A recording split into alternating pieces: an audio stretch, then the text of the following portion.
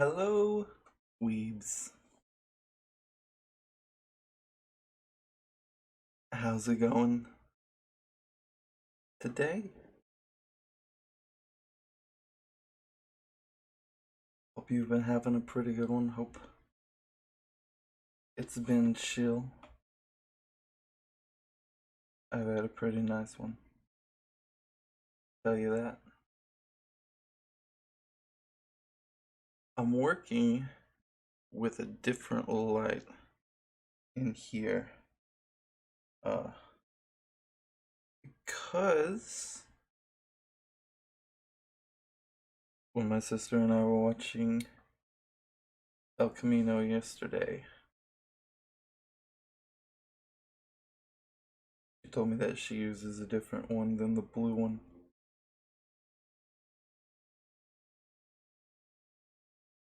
Found it less harsh.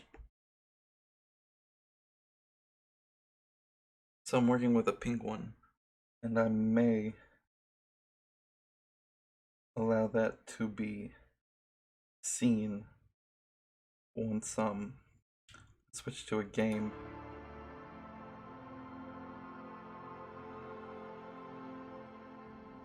that runs better with a camera.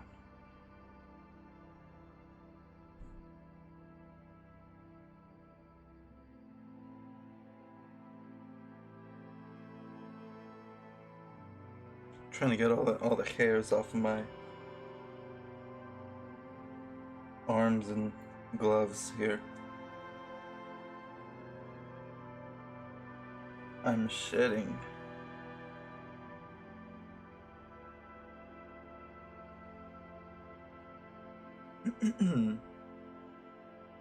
Sorry about that. I was sitting here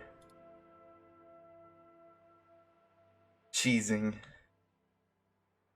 while the intro was going. Oh, hi, Richard. Wonderful time slot, ain't it? Just thinking about all the wonderful people that do what I do. I was thinking, started with a recollection of my sister, how she often says that she forgets that this is a, like, thinking of the industry as something that I am a part of. However, tangentially, I mean, I'm literally part of it, creating the art in all of the ways that I do. Got me thinking of how long that I've been doing things, all of the kinds of things that I have done already, all of the kinds of things that I want to do with just video creation alone in the future. Things that I hope to be able to get done. And all the wonderful friends that I have around my level that I've known in the little Twitch sphere that we have for a few years, for the years that I've been doing it and before. And it just made me feel really good, guys.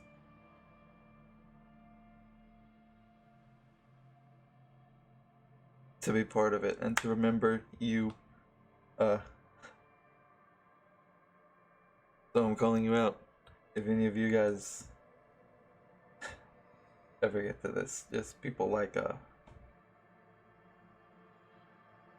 Scums and all the editing work that they do. A massive asset to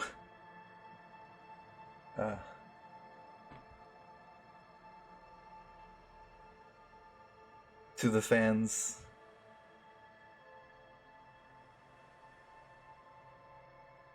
of our little group, and then Rosalie, an artist friend of mine that does some music and has ventured into some games as well.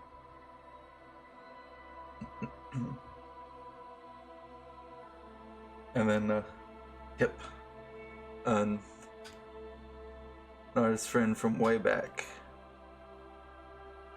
And, they've been kicking it around, doing things for a few years on the Twitch and Toast.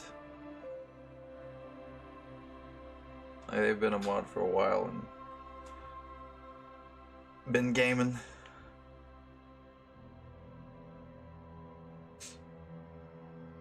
Who else is more?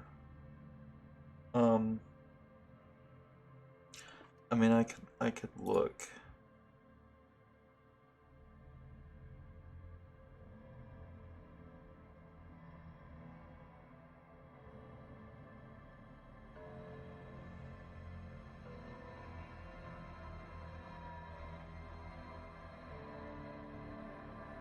How do I see?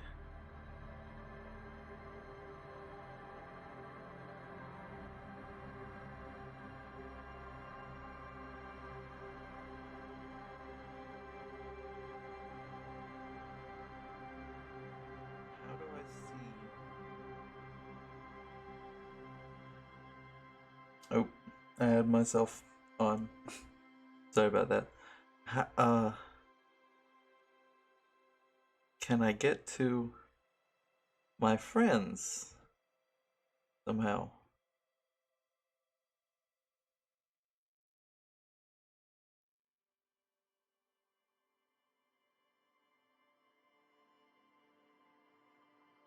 Probably not.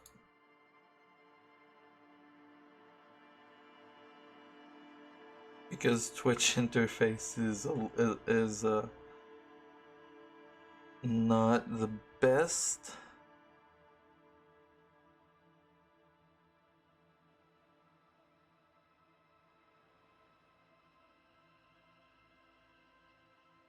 I had a buddy back in the day. He used to do some stuff. Zach. I don't know if he'll ever get back into it. But I'll have to do some stuff. If he ever is. And then Rose, my real life friend.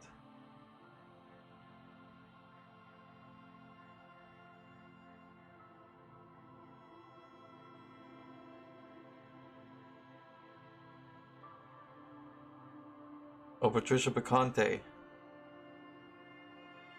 is one of my friend's associates.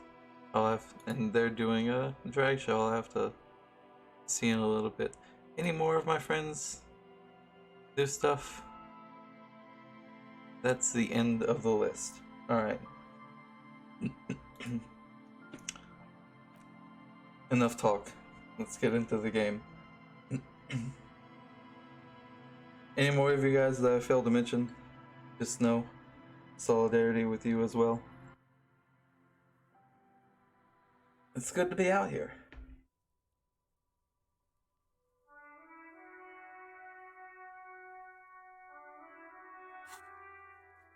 What am I doing today? I'm talking to Joyce soon. I need to get that done because Kim wanted me to do that yesterday. She was a little disappointed that we didn't. But I had some other things to worry about somehow.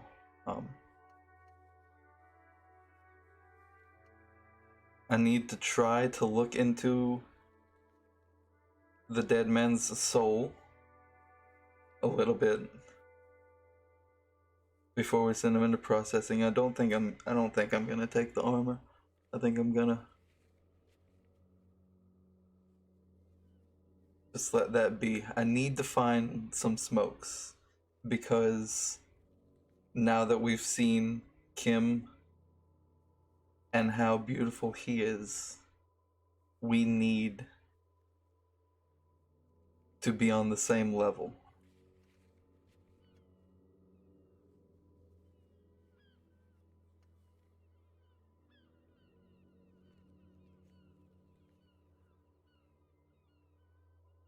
I still need to think about the badge with where I'm going.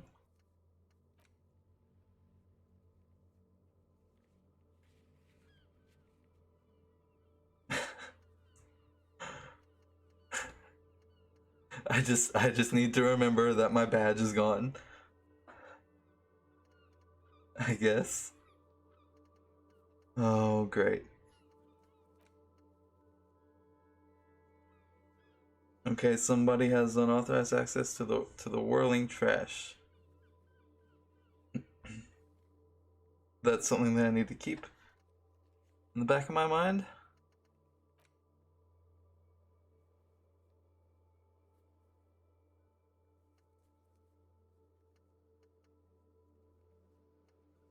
And I need to find a tape.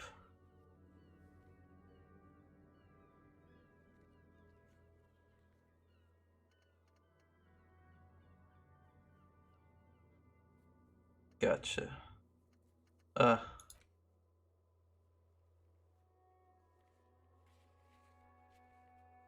Alright. I gotta find this lady.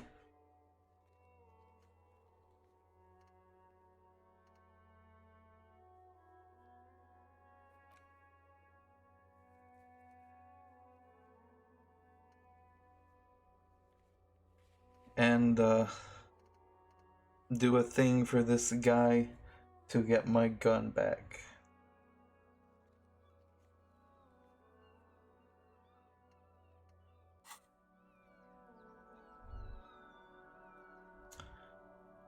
It is known. Please. Mouse. Where would I find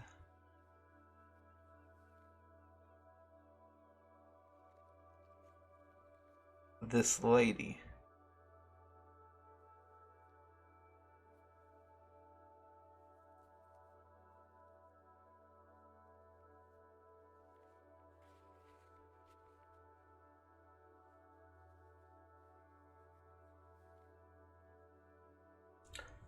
Sorry about that.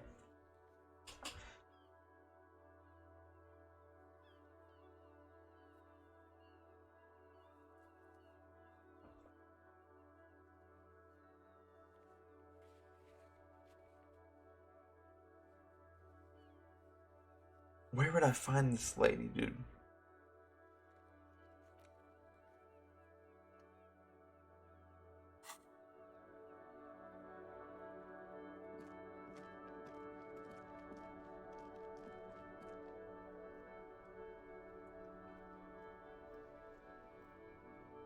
Huh.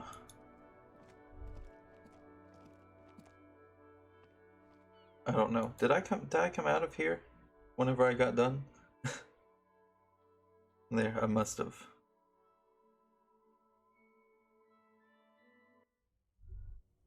Well, let me go ahead and close this.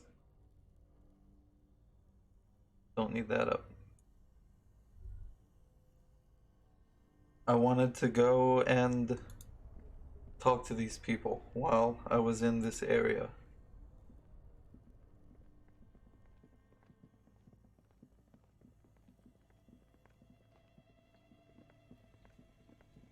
Before anything else. Because they opened the curtain.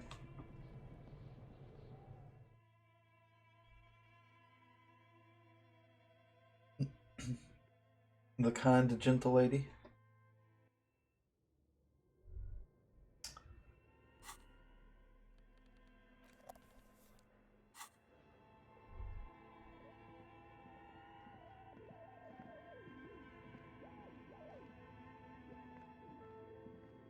Thing's whipping and whirring like a demon, dude.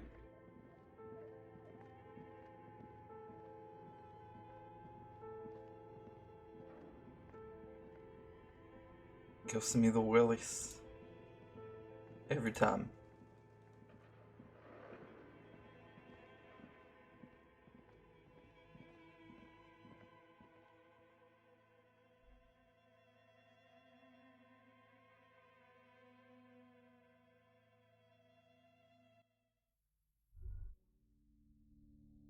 A thing.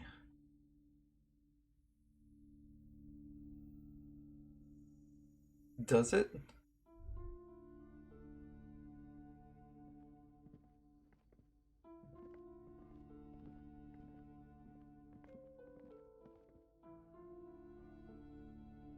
If you say so. Wait.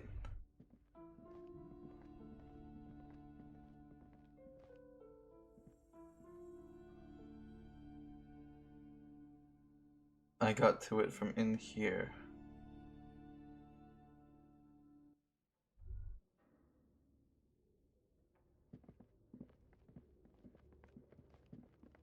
Where? It's up. Oh my god.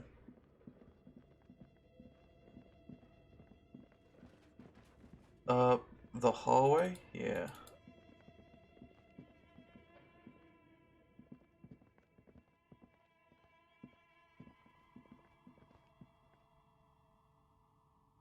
What do we have here? What? Look. Tray full of dice. Colorful polyhedral. Hundreds of them. Oh my god.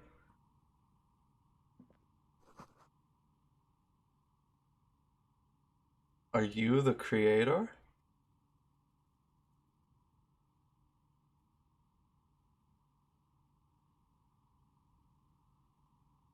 Nothing else here. Hello. Hello, I'm Nia. A bird-like woman sits on the throne of tools, with emerald light shining through her hair. Did you try knocking on my window? I must have missed you. I've been listening to my Melius. Taps on her headphones. So what kind of die are you looking for? She's got a direct view to the backyard. You should interrogate her about the lynching. Thank you. Very receptive as per the usual.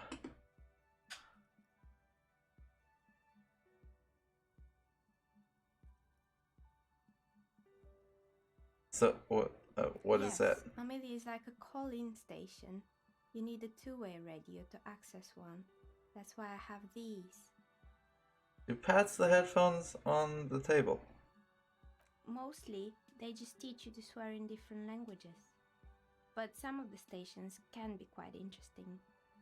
I was so absorbed, I must have missed you knocking. You'll love to see it.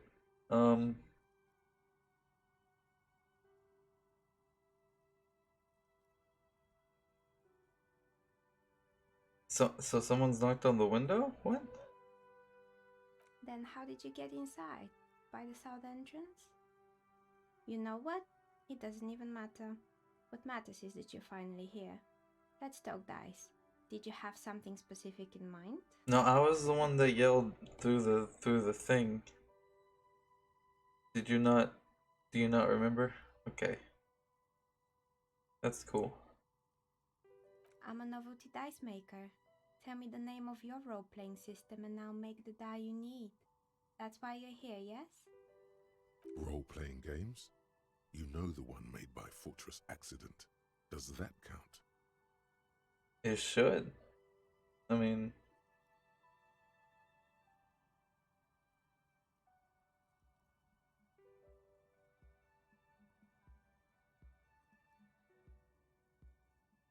I'll buy it. Very good. My rate is 10 real per set, unless you want something really unusual. Take a look around and see if there's any particular stone you want to use. The walls around her are covered with rows of precious stones and minerals, Marie. It almost looks as if the stones and dice are a natural part of the room, growing out of the shells like stalagmites. Hell yes. That is my jam. It's totally my bag, baby. No falsehoods are present. She's a novelty dice maker and doesn't have anything to hide. Ask what you need. Oh, I will be asking very many things. Um, How did where I did you get become one? started? It was a business decision. I was a regular jeweler at first, but that's an unfocused field with too much competition. Oh, I hear you. Some of my friends were role players. They asked me to make some polyhedral dice out of cobalt. That was my first order. I grew it from there. Do you play? Not especially. I like working with rare materials and a steady pay. And role players as customers? They're nice people. Typically, I guess. Some of those nice people have big bucks to spend on novelty items. That they do. Some of my friends, whew, they get some stuff.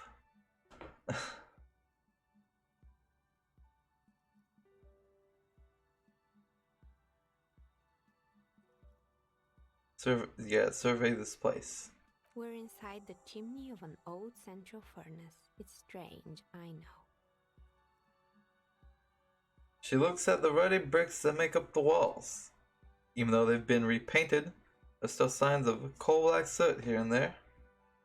But when I arrived here, all the other rooms were taken, so I had to build myself a makeshift home. Besides, I don't really have to pay any rent here, so that's a plus. Hell yeah, sister, get it. Creative. The lieutenant looks around the spacious room, ceiling fading into shadows above. When she arrived here, there was no room anywhere else. She must have known the other businesses. Huh.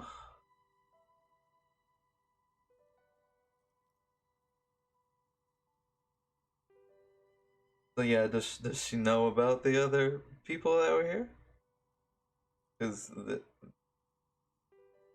Yeah, they're just More gone. or less. Are you interested in anyone specific? Oh, quite a lot of them spring to mind.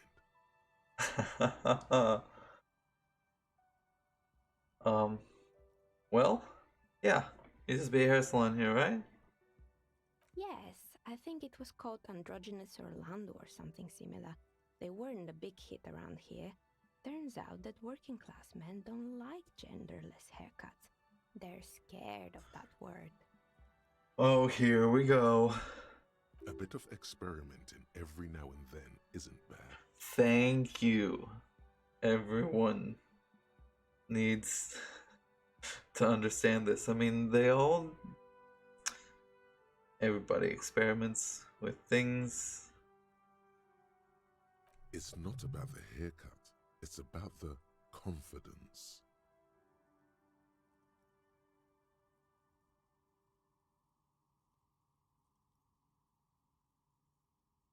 So yeah, let people be free, man.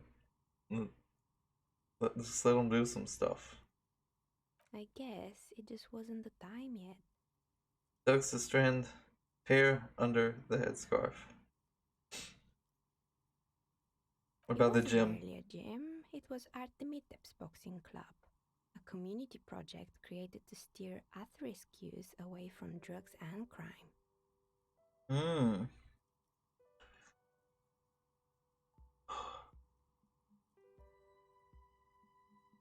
You know?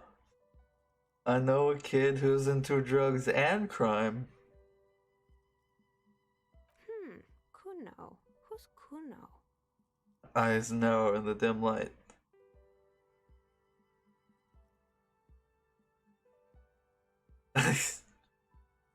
You know what? Sure. Oh, yes. You mean the kid with the sailor's mouth? Yes, I've heard him yelling profanities in the backyard. She looks out the window. It's oddly quiet there at the moment. I think it would take more than a gym to help that kid. You know, any port in a storm. We can try. He needs someone on his side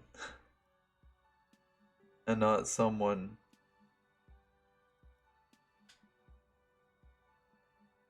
pulling him over to their side, you know? A kind man from Zemsk.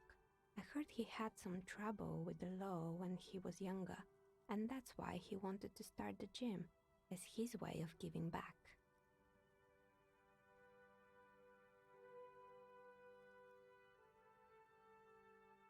So how did it work out? It didn't. If anything, it made the youth situation in Martinez even worse. At some point, someone started a rumor that the punching bag downstairs was full of amphetamines.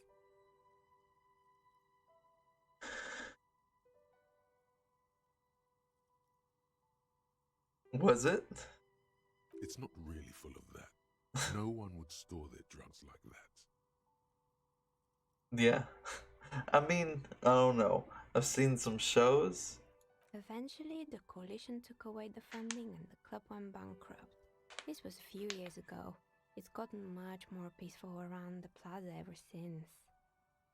Glad to hear it.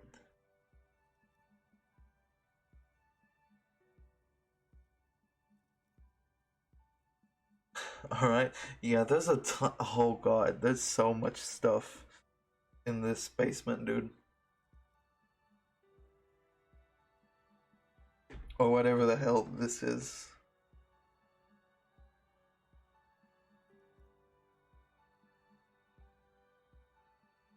What's up with the mannequins? There used to be a fashion atelier here, but I have forgotten the head designer's name. They were doing well for a couple of years until the insect rights activists came. Insects.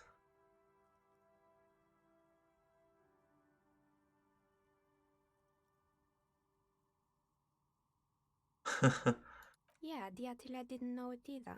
They produced a certain collection that used chitin among the materials. Apparently, chitin is made in the Occident, where it's extracted from beetle wings. Chitin. That's the patrician's choice. One of my characters wears it. And you know how all kinds of political movements are big in the Occident. The activists shut down the biggest chitin supplier, which of course caused the price to skyrocket. And, naturally, all the most fashionable tastemakers refused to be seen in chitin from then on. The atelier went bankrupt before they could finish the collection. Damn, dude. The price of political correctness.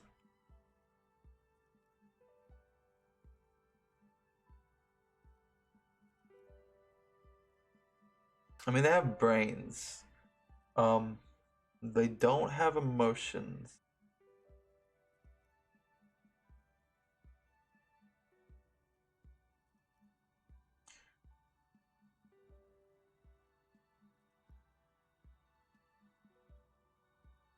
We're gonna take the side of the insects, I guess.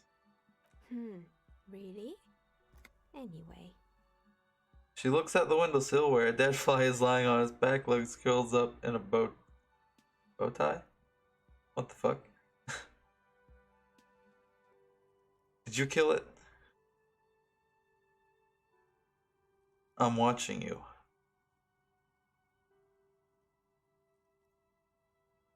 they were made by a company called Slipstream. After they pivoted from making rotor blades to skis, their chief executive took off on a vacation with all their money. She rests her chin on her hands with an impish smile. Wow, okay. Honestly, I think it's quite funny. I think he's still sending out holiday transmissions from Tulula or Tiumotiri or Hashtkor or wherever he is.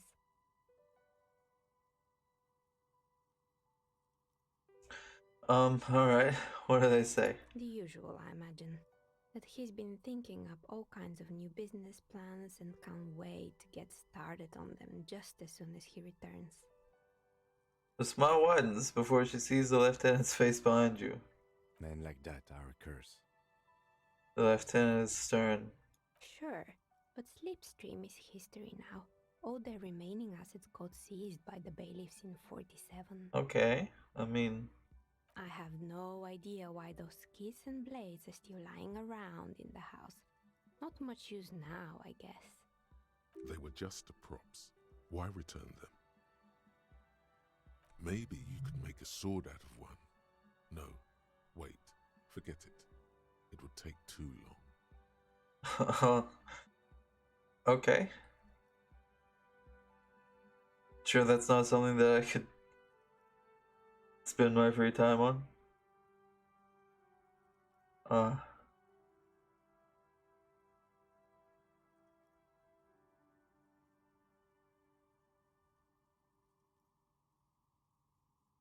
You mean Mr. Fabron, the taxidermist? No, he mostly just did drugs. Damn, okay. Anything else?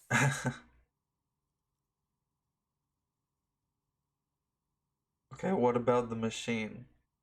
Fortress Accident, the radio game studio. Closes her eyes as some remnant of a memory lights up her face. They were an interesting bunch. We talked about role-playing systems every now and then. Once, I even saw two of them get into fisticuffs over Wiro.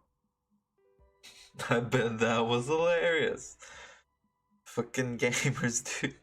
They certainly took their work very seriously, even if they seemed to be chronically liberal with their schedules.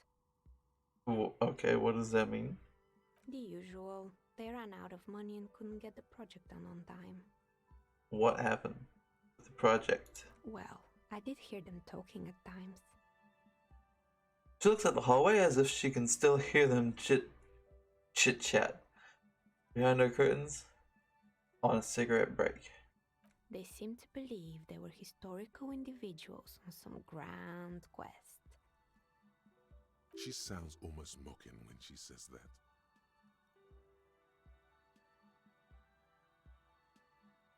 I mean, they had some neat stuff going on, actually. Yes, but when the money started to run out, they just began to complain a lot about capitalism. You know, how the markets are rigged to keep out new businesses and so on. This sounds like a genuine complaint to me. In the end, they just didn't get it done. They didn't have enough willpower to produce something truly historic and to show up to work on time. I mean, if they...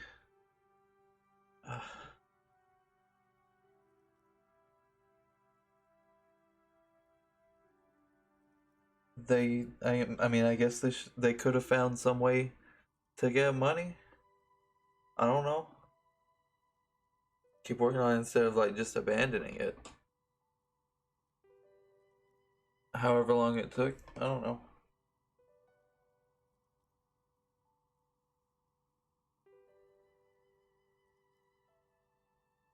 We'll say Not the that. wisest decision. You would have lost all your savings. She tosses a pair of dice on the table. One of them starts near the edge on a metallic The desk. result is 1 on a 20-sided die. You have failed. Anything else?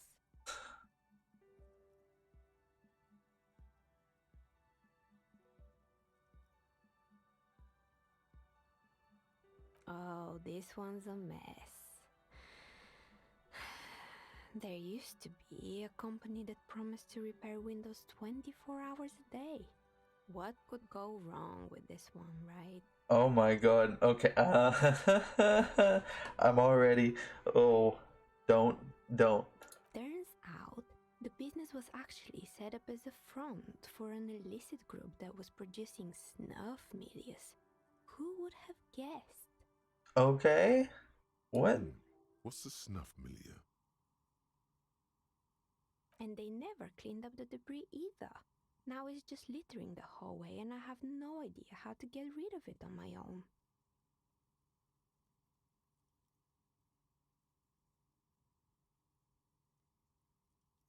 Um,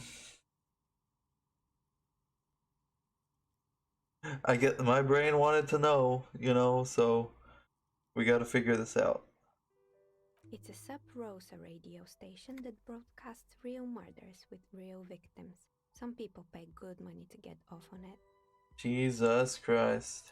Nothing changes in her tone as she says that, as if it's just another piece of information to lay out for the world. Don't worry, the ICP has a separate division that deals exclusively with unlicensed sub-roses. This isn't our problem. Thank you for taking that load off of my shoulders. Good luck with that. It's not easy catching those perpetrators. And she lets the thought go. Alright. Other questions? Good. I hope it clarified things a bit. What else?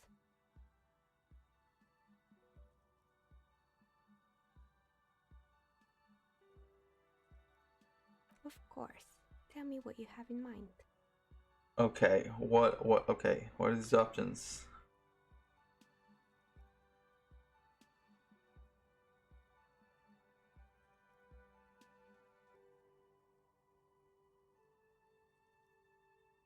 Sure. Ah, yes. Fortress accident. It's too bad they never finished their game. Yes, it is. The Wiro Untethered die is a variation of a standard role-playing die. Only, instead of plants, it uses motives of ice and death. And loss, of course. Ice, death, loss. Sounds like you. You know what? It does. Both me and Harry. I'm thinking something made from alligator jawbone, cast in black resin. The reptile bone is as white as ice and dead as, well, death. For 7 real, I could have it ready in 8 hours.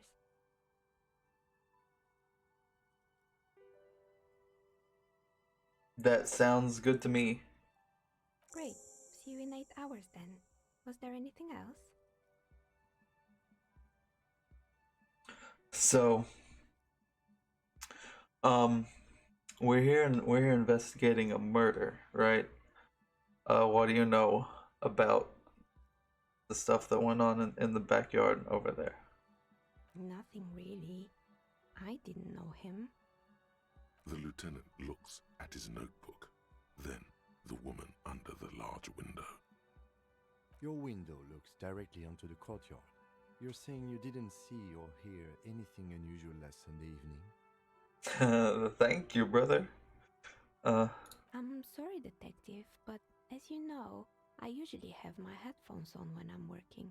It shuts out most of the daily ruckus behind my window.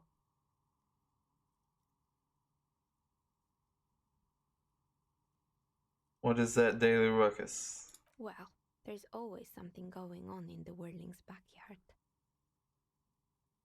Stops to try to come up with an example. During daytime, there are usually those kids. And lately, I've been seeing a lot of drunk workers hanging about. Must be because of the strike. She's heard of the murder, but did not see it, sire. No, I got that. But I never saw anyone during that fateful Sunday night, I'm afraid. You never take your eyes off your work. I might have, but in this case, all I would have seen is my own reflection staring back from the darkness. It's light here, but dark in the yard at night. It's really hard to make anything out in the yard when it's dark outside. Besides, I rarely get up to look out the window when I'm in the zone. I see. And you work on Sundays often. It's an odd profession, making dice for people, but I like it, and I prefer doing this to sitting at home. Fine, I guess. She nods. Anything else, officer? Nope. I'm good.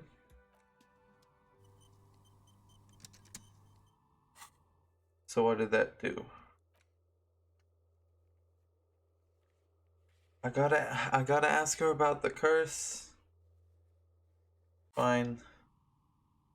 Oh, it's you again. Are you looking for a die? No, look. People are stupid. They say that there's magic dooming this place. What do you know about it? I've heard the stories, but I don't think those stories are true. She nods as the wind howls in from the furnace shaft above.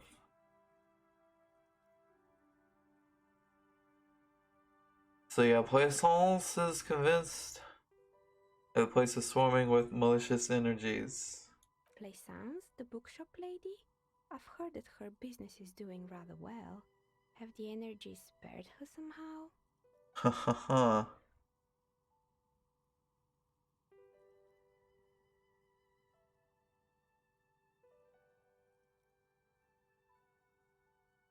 Yeah. This is the one. What is this? No. Alright. We're gonna lay it out straight with you. Alright, but it's not just the bookstore that's still up and running. What about the whirling in racks? Some people say it's part of the building complex.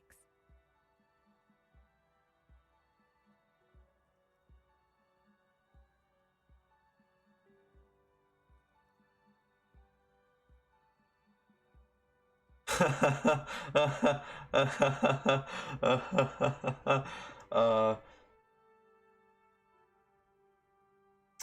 Again, you're wrong. And then there is me. Besides, looking at her messy work table, kinds of tools lie there scattered, from knives to carving, files to wire cutters. I've been here for 14 years, selling novelty dice to role-playing enthusiasts. Not exactly a million-real business idea, yet somehow I've survived despite the talk of malicious energies. Strange, isn't it? Yes, it is. Maybe it's just because she's so talented that she's been able to woo the curse.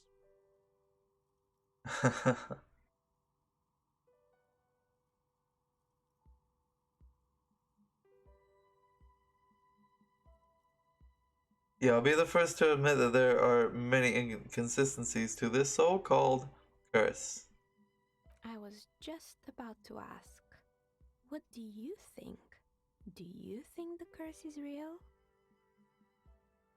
Leans forward in her chair to study my face. I'm not gonna I'm not gonna stare this lady down.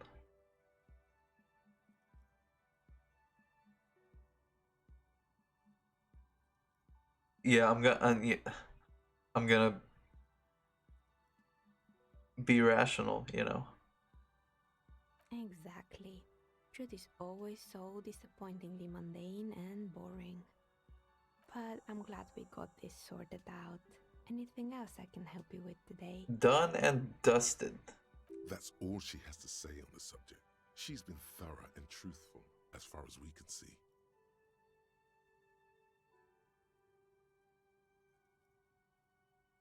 Huh.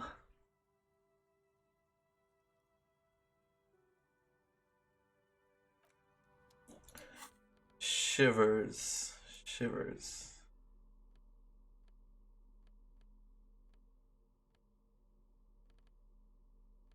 I already have it, right? That one. And this one.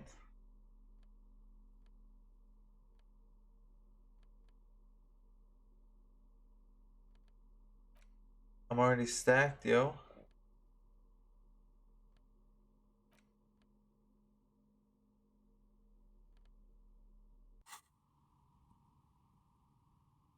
Oh, it's you again. Are you looking for a die? I mean, I may as well try it though. You feel nothing. If anything, it's uncomfortably warm in here. No, bruh, this Absolutely not. She has begun to idly clean one of her carving tools with a dirty kerchief, the tool's sharp edge shining in the light of her desk lamp. Thank you, voice.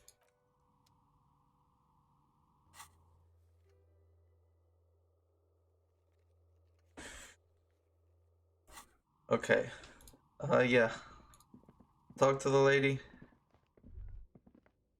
so that this is finished.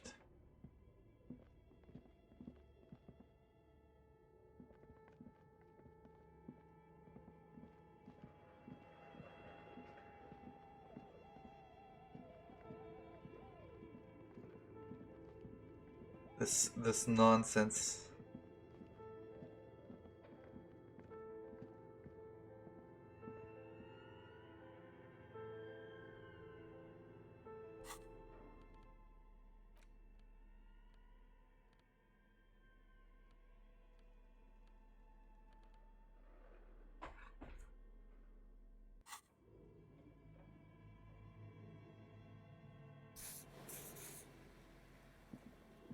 Do I try this?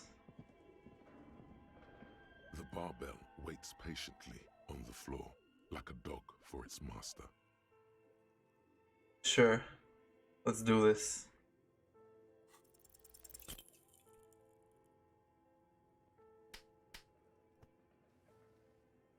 Love it.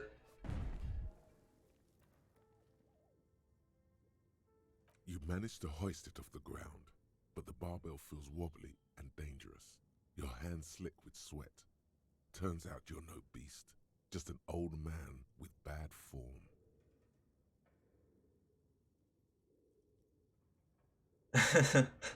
No, definitely not saying that. Yeah. What about that? Proper weightlifting gloves would definitely afford a better grip. He agrees.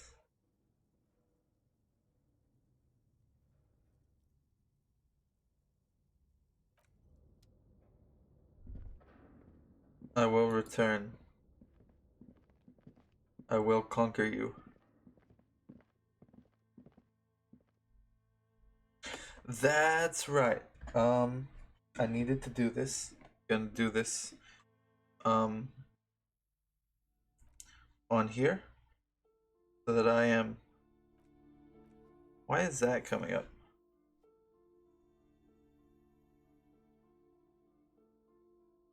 I want to see this.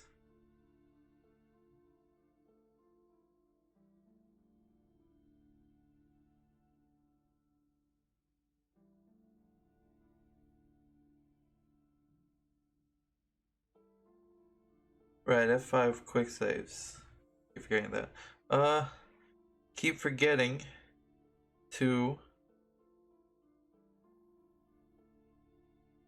get a code to be able to go to the gym and pool at night. So, whenever I wake up, usually around 2 p.m.,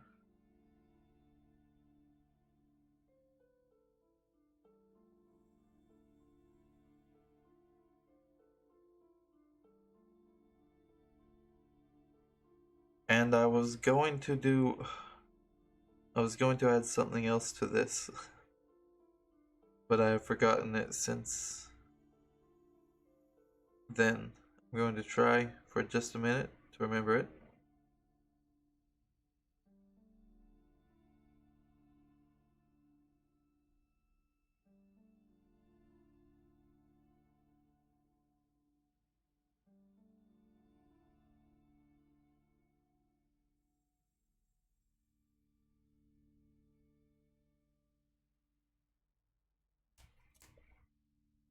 Was I just gonna remind myself to read more? I don't know.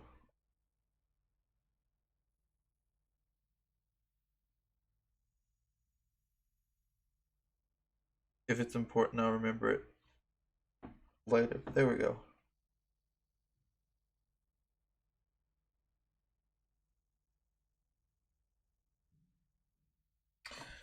We gotta get those codes, bruh.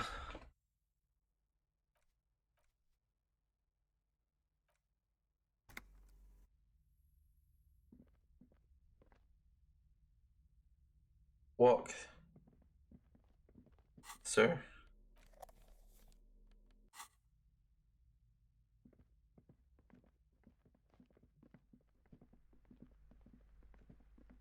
You're alive and well. Don't keep me waiting now. What's in there? In that dark sarcophagus? The dark sarcophagus. Yes, yes. How was it? Tell her how ghastly it was. You know it's what she wants to hear.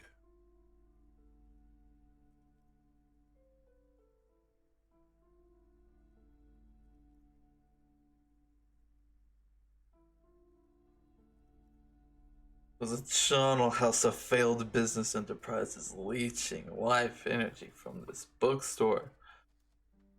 I knew it. Oh, such horrors that have been thrust upon us. But what else did you find? Did anything survive? No, of course not. Have you located the entity?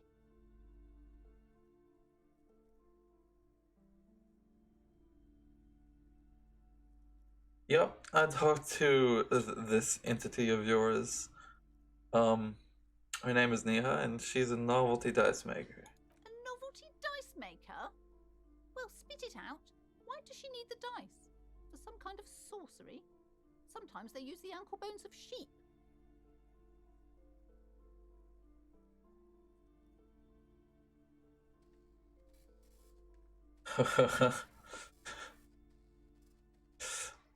No, I've felt her aura.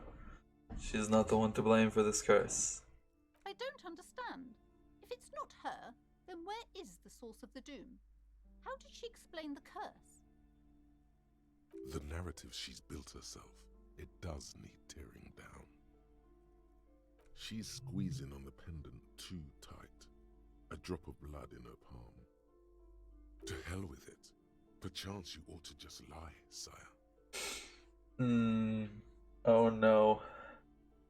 I'm in a pickle. Okay. She says there is no curse because there are too many inconsistencies. I could lie. There's a taxidermist shop.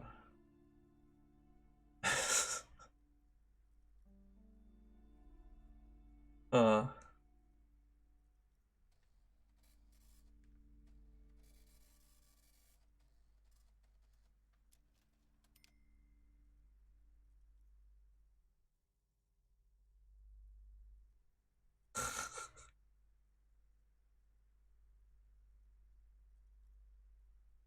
Oh man, there's okay, they're so beautiful.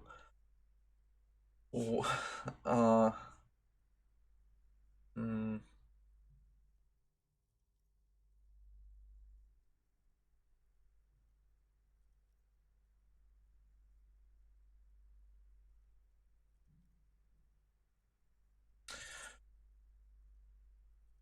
sure.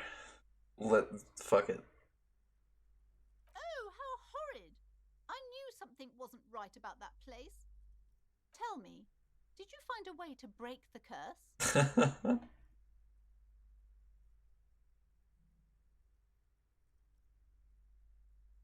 Oh god. Oh.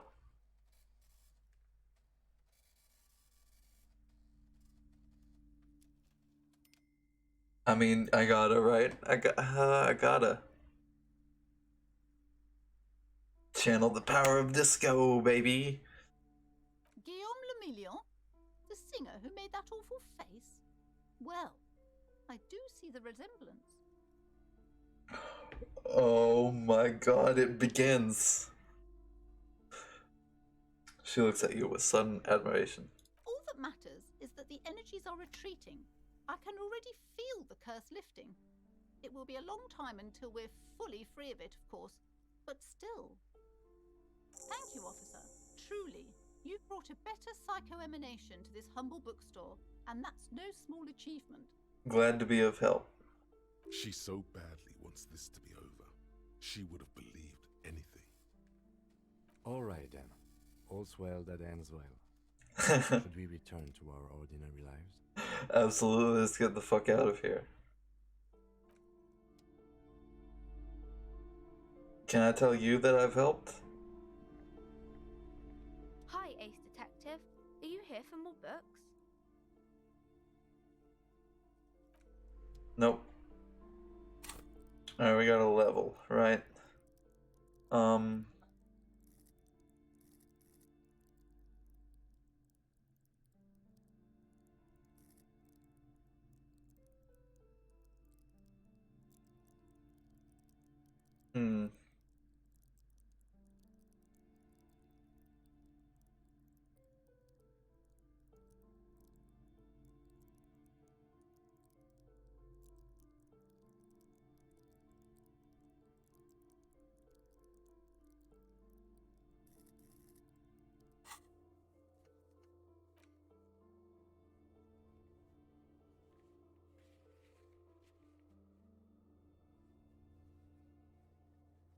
Okay, so the hangman, reception.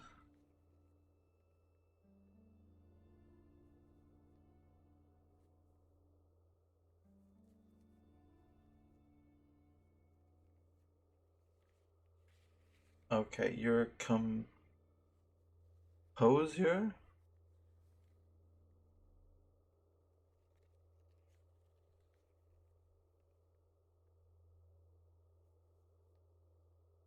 With Renee. Where is this electronic doorbell? What the hell is this? It must be outside.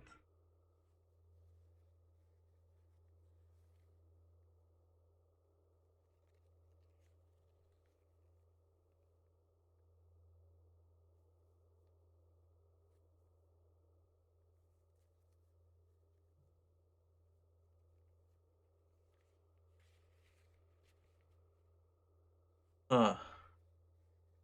Alright.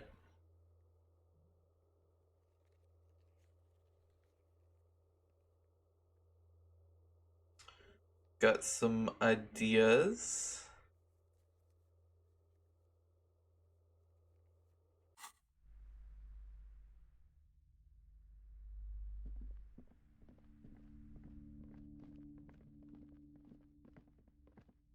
I believe I'm gonna start with looking at this dude.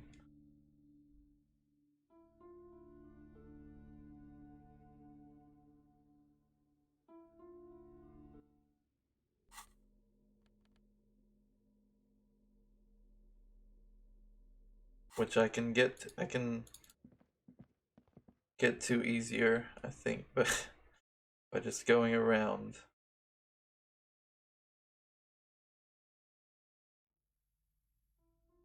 Out this way.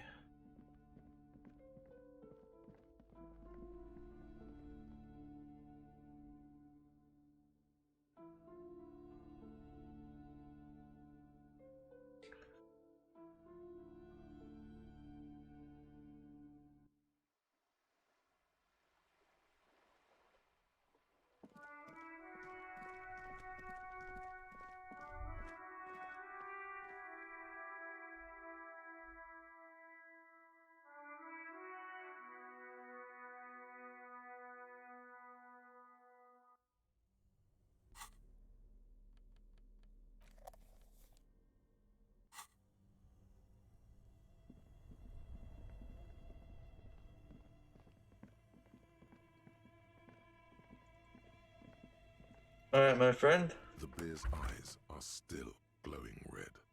It's guarding over the freezing corpse hidden inside its belly.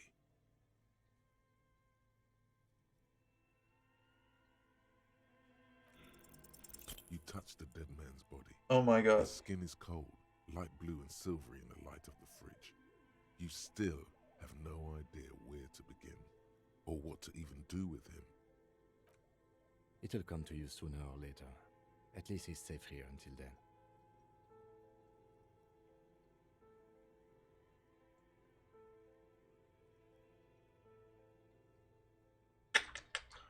Hmm. Shoot, Looney Rooney. Alright, guy. How do you like it in this fridge? I like it a lot, brother. This really is your finest hour. You're a genius, a regular Copperlangelo. Come back later, Coppo. Amuse yourself with my frank manners and my memento mori features. If possible. Also, see me in your dreams. It's already happened, brother. Good question. It looks like an ice cream fridge. The lieutenant reaches for one of the wrappers. He studies it in the light. They tried to sell ice cream from this hyper carnivore. I know. What an unfortunate marketing choice. What is even worse, the bear is still costing them money to this day. The lieutenant points at the red snaky cable running from the fridge. The electricity bill must be catastrophic. On the other hand, it did help us with a certain corpse situation. Indeed. Refrigerated meat is much better for coroner's work.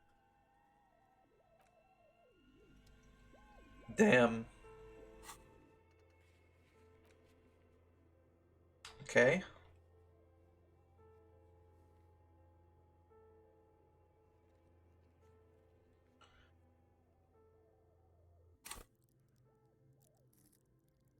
Is there anything that I just want?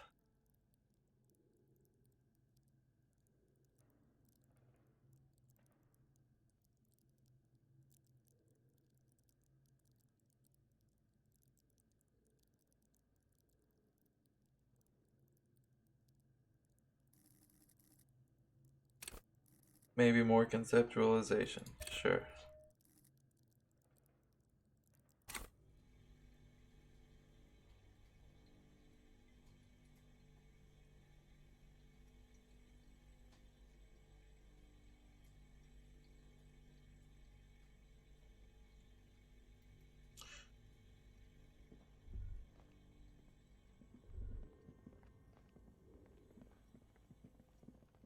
We need to go find this lady.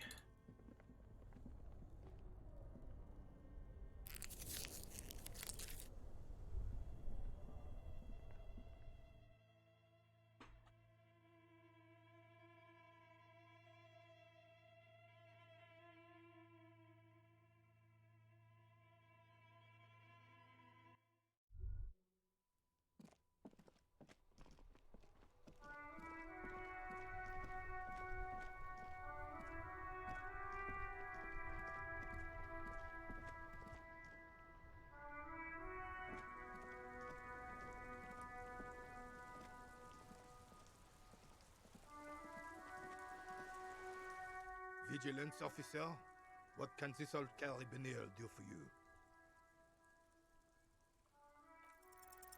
All you observe is a veteran refusing to let go of the past and his old uniform. This is not uncommon. You can't give me a single win today, huh? This is the uniform of the Royal Carabineers in service of Frissel I, Guillaume le Lion, and the valiant King Philip V before him. Don't you mean Frissel the Fan? You do not speak his name, Craven, although he was a clown. But he was our clown, ours to ridicule and to mourn. There's something you missed. You will get to it. Don't worry. Alright. Is there anything you can tell me about this rifle, good sir, while I'm here? It's a Bell McGrave, 4.46 caliber, breech loading, Revachol made. Good weapon, accurate and reliable. His moves are quick and precise as he first checks the weapon, then aims it at the sea. This man knows firearms intimately. I mean, he's a soldier, yeah. This one's inoperable. The bolt spring is missing and the mechanism is jammed shut. Still a beauty. Where did you find her?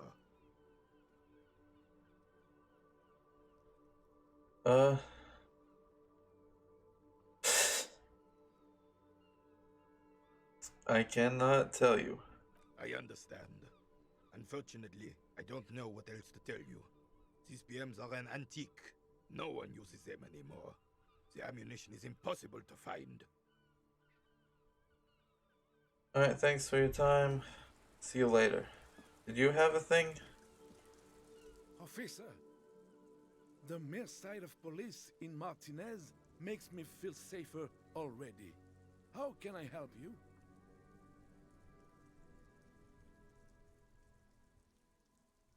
No, I think I'm good.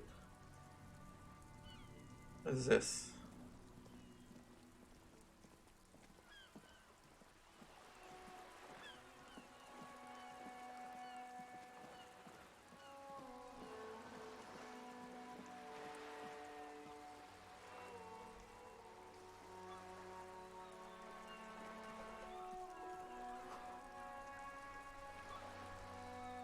Did I? Okay. Hey. In here. Some money.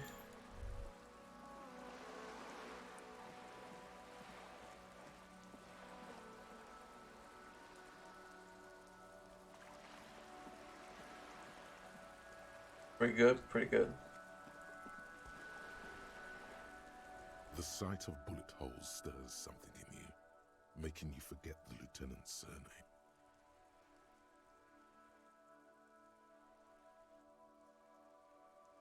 Sure, look closer. The faded marks are too degraded to draw any forensic conclusions. Just chips in the sandstone. They look pretty ancient. Where? Someone has been shot. We're cops. We should solve it. There? Those are old. What do you mean? What do you mean old? What is old? These bullets were fired during the revolution, over half a century ago. They do not warrant investigation. What is this revolution? Not much. I don't have a fresh perspective on it. Shall we go? Alright. You say so? Who is this dude? Hello?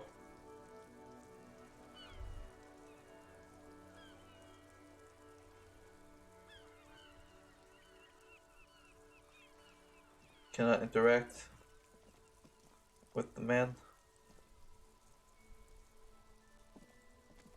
The dented yellow mailbox greets you with its graffito, bullet holes, and an RCM sticker. Right.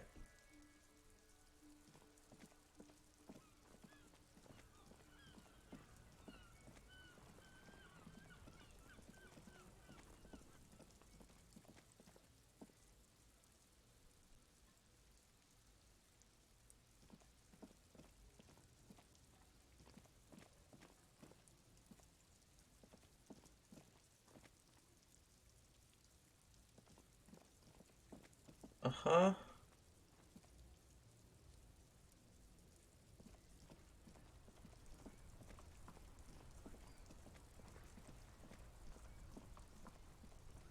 People here. Now it's turning into a kind of a snow limbo, man. What's on your mind?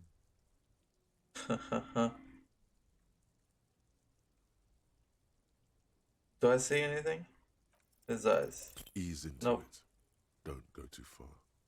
This seems like a personal matter.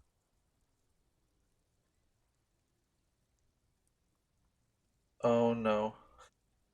I've been locked.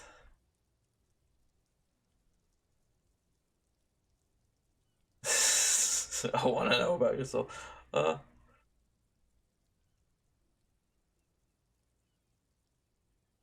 Man, nothing's troubling me. Just the usual Lorman tropes and hopes, the road and the rhymes. This jam ain't helping either. That all the beans you got, Tommy? Damn, it really is hard to talk, man to man. It shouldn't be, man. Just talk to me. But yeah. Yeah, any Nope. smokes? Don't smoke. Some of the other drivers do, though. There's still a few around, waiting for the jam to disperse, or waiting for the sweet release of death. Yup, nothing wrong with that statement.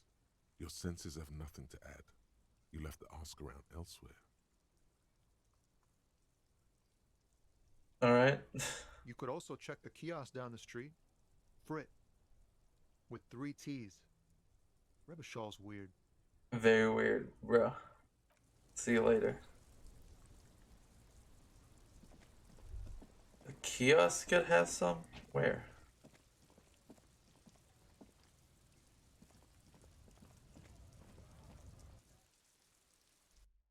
What do you mean about this?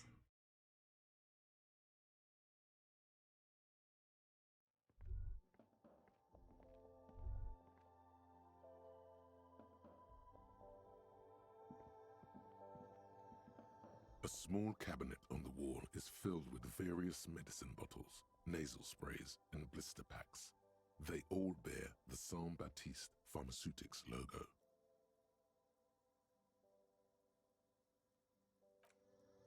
That's not it, so this is it.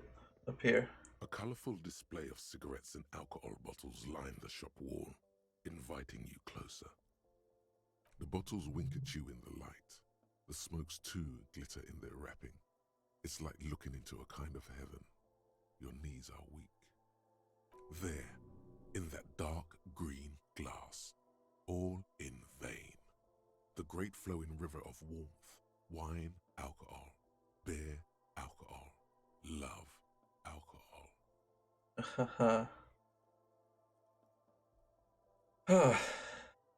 Just take it in. The beauty, the truth, the poetry of it all. I'm obliged to inform you that both alcohol and cigarettes damage your health, but I guess you already know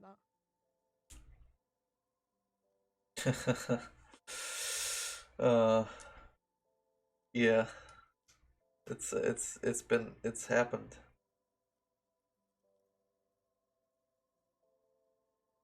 Give me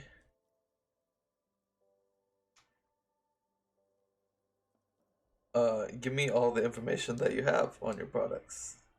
The pale aged vodka is special, I guess. It's stored in pale for a couple of years, which makes it super expensive and super strong. The fuck is pale? You know. It shrugs. Uninterested in explaining any further.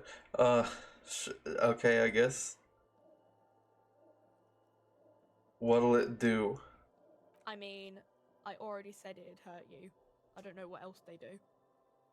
You don't you don't know what alcohol does. Okay? Give me some cigarettes. Here you go, mister. Thank you.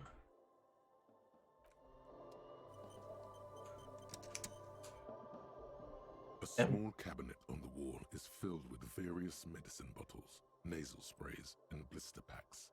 They all bear the Saint Baptiste Pharmaceutics logo. Okay, here. I hope Saint Baptiste makes you feel better or something. Alright, who is that?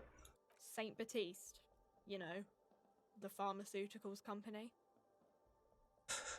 Saint Baptiste Pharmaceuticals, the one that sells meds out of Saint Baptiste. That one. There. What? She is right. Saint Baptiste, the company, derives its name from Saint Baptiste, the city. Itself so named because that's what it is. A rare case where that really is the full etymological history. As far as almost anyone knows, at least. Oh, fucking fine, I guess, if you want to be sassy about it. I'm just trying to learn, man.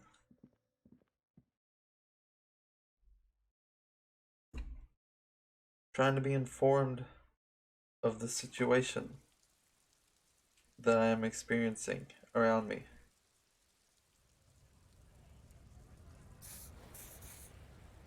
Finally, though, got some smokes.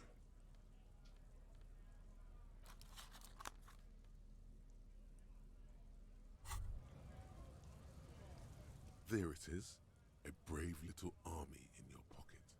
The 1st Smokes Platoon. 20 brave souls standing in salute, ready to step into fire for you, sir. It's time. We begin. You picked the best one. This soldier is fat and succulent. What are you waiting for? Light up. Re-become yourself. Get a load of this rock and roll cop here, people. Johnny Thundercop fishes a cheap lighter out of his pants. With a flick of the thumb, there's fire. A primal satisfaction. Here we go.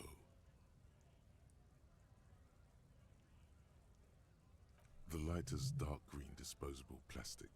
Safety's off. In your case, the safety is always off. Hell yeah, brother.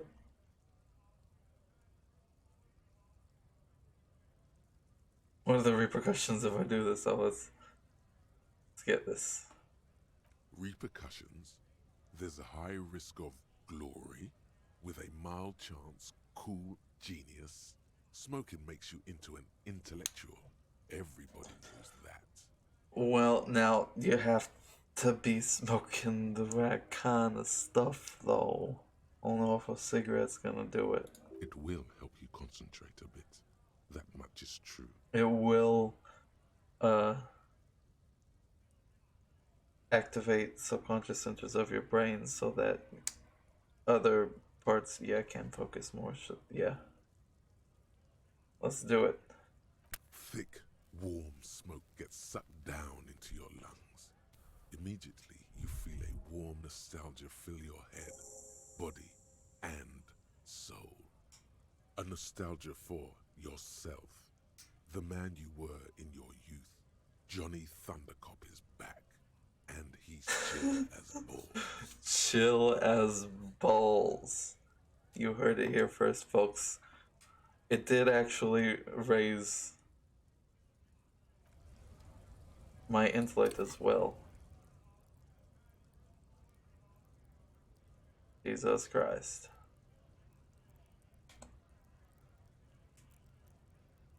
Glorious.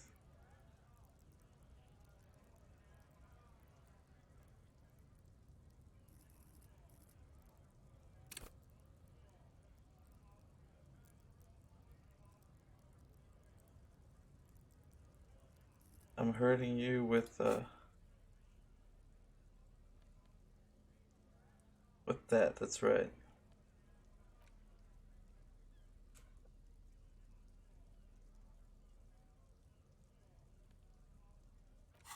Gotcha.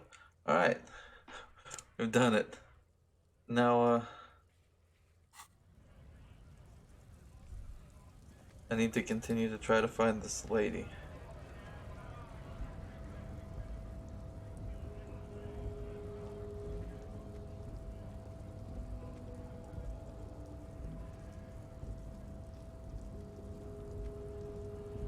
Can I tell these people that I've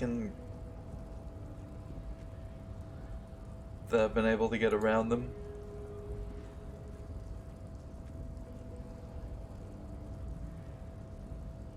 Your race descent has only worsened since I last saw you. You have really let yourself go. So why are you not with the Hardy Boys? I am not the first line of defense. I am the last.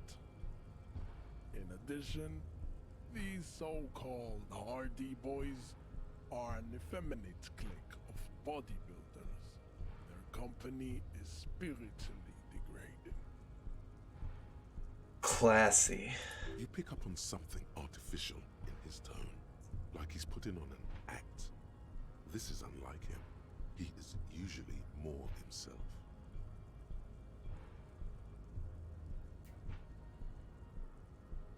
What do you have against them? Fine.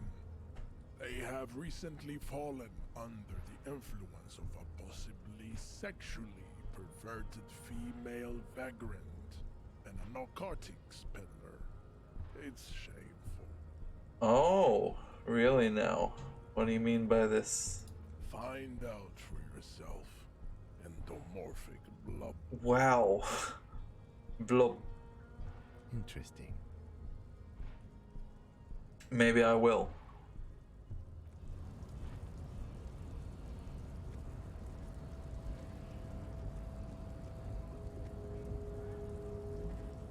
You have fun with that. I've gone everywhere here, right?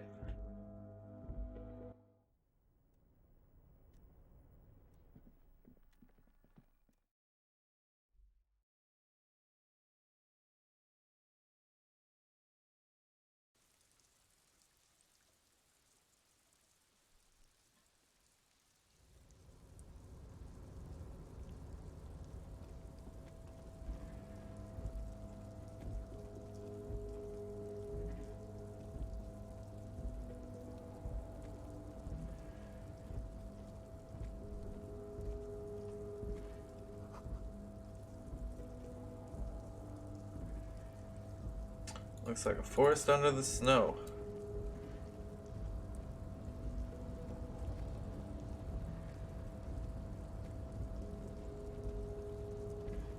Amazing. Back before the cargo container. Its draw has not lessened since you were last here. If anything. Yeah.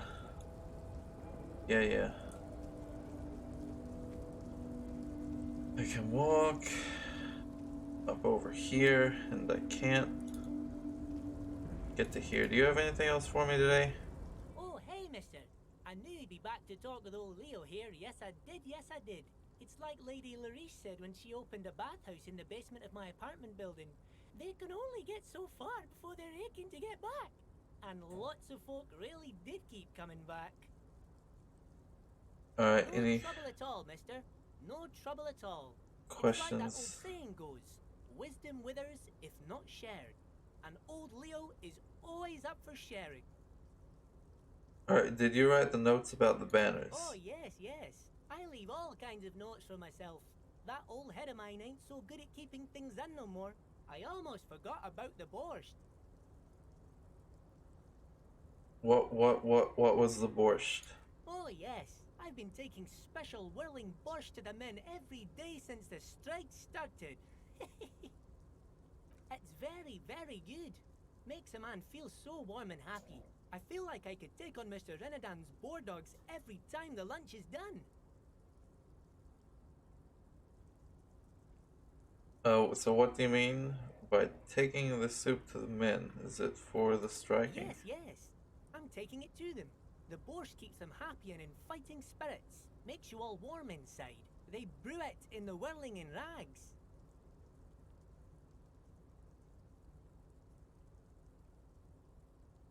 They do? Whirling's cook. He makes it. Them is always talking with Mr. Manana in that weird language and laughing together. He doesn't speak what we speak. He's from Grad. Uh-huh.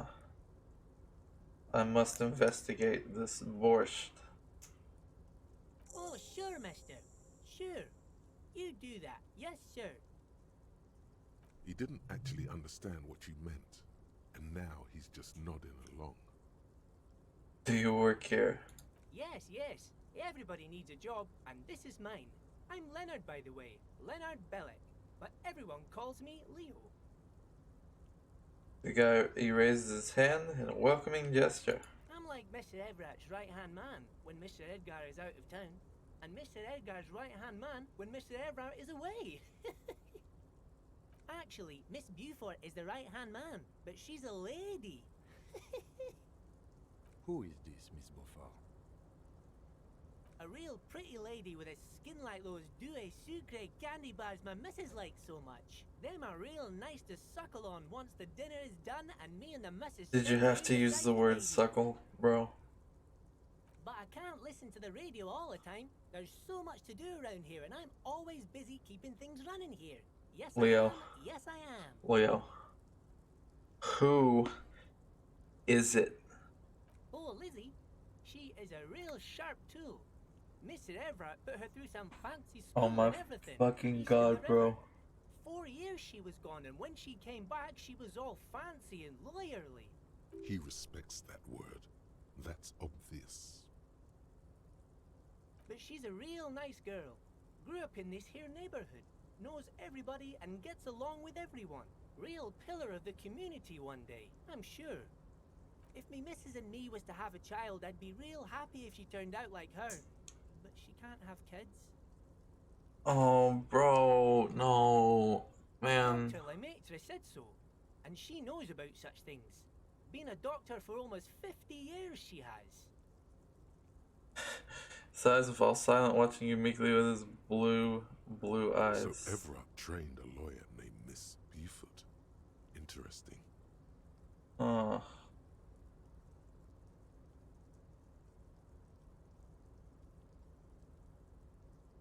So yeah, I think you're doing great around here, man. Yes, this place really seems to run like clockwork. Keep it up, Leo.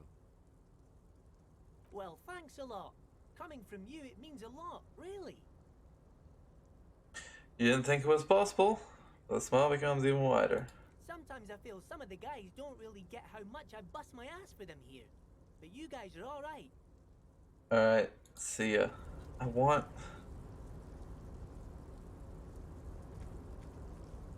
Do I have anywhere else to go?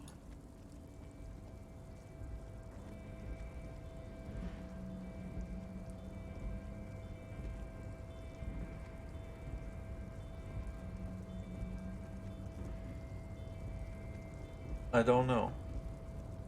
I wanna go talk to some dudes, maybe.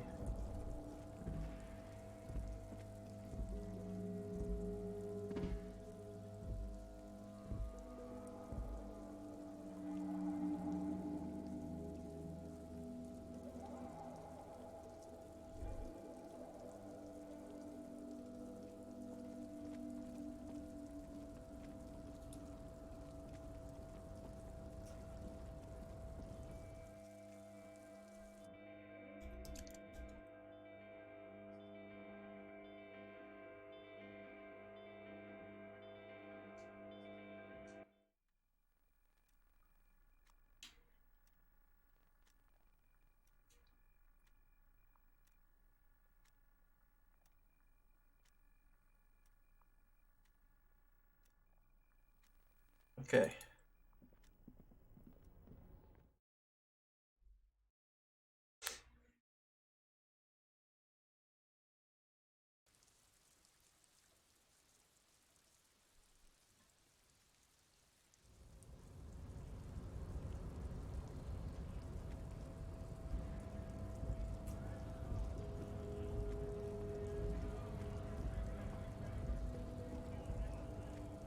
Book it, Kim.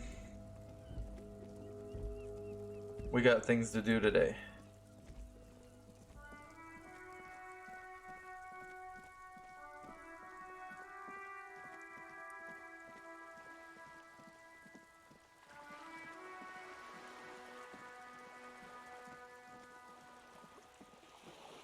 I didn't check out this area.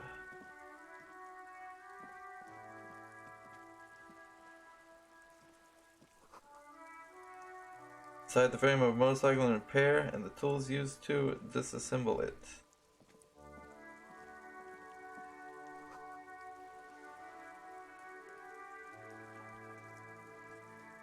There's a girl up there. And spilled paint.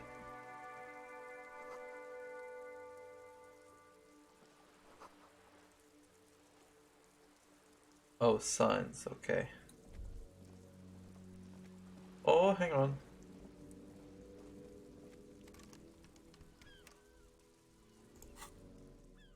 I see.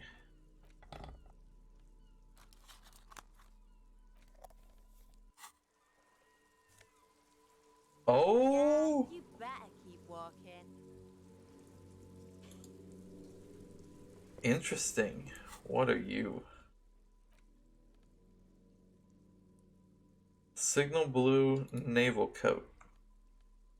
Classic double-breasted coat suits everyone, including you. If you ever find yourself Battling Look at me winds when I'm at the talking helm. to you. Shut the fuck up.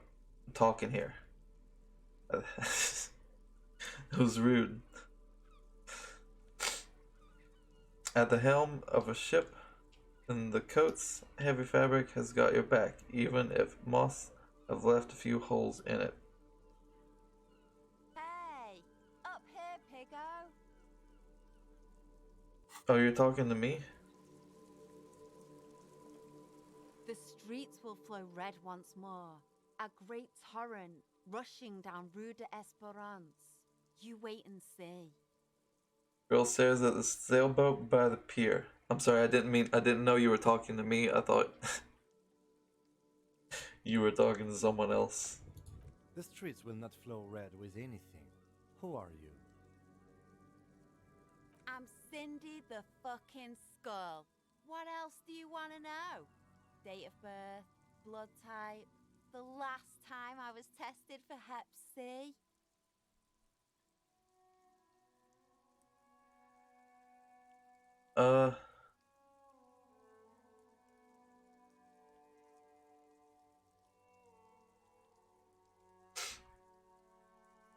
So yeah, we we just want to know your name, man. And here I was trying to be polite. Just can't win with you pigs. Despite the sass, she puts the brush aside. A brush, an artist. The red splatter is urban expressionism.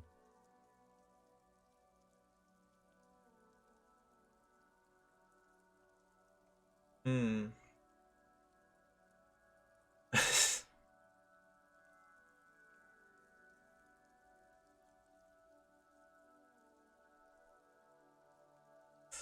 uh. I need some paint and your brush. What for?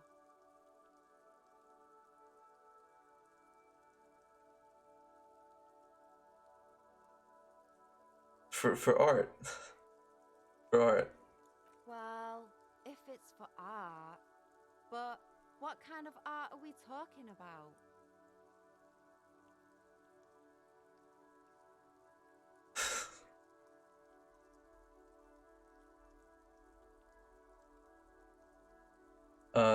Everything is sad and shit, and we need art to make it okay. Sounds like you're just about to live out your self-pity, not make a statement. I can't have shit art on my conscience.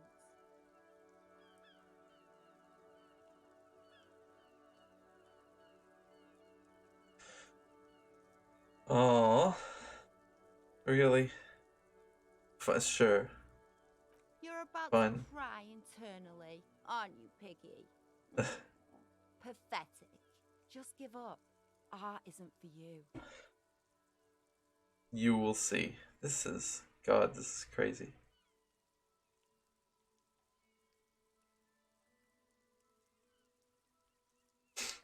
What? Yeah. What is all this red about? Can't you tell? I'm painting a beautiful mural, an aereo graffitio visible from low orbit. I haven't really started it yet. I'm waiting for the right words. As we all are.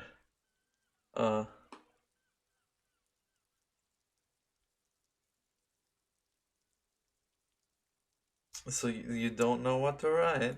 Have you ever tried your hand at graffitio? When faced with a blank wall, most people write unimaginative stuff, like pigs go home and Mona was here. We rarely see pigs round here, though. Just union cads. And my name's not Mona, so... Okay.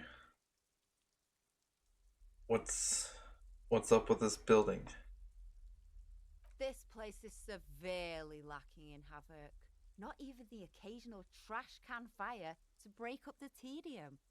I see. I thought I'd mix it up, you know, summon the forces of crime and social chaos with a wall-sized invitation.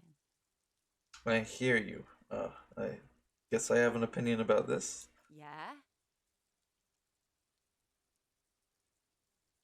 Yeah? So yeah. Beauregard is fine. Keep it up. Thanks. I'm sure the inspiration will come to me now that I have an official RCM stamp of approval. She means the opposite.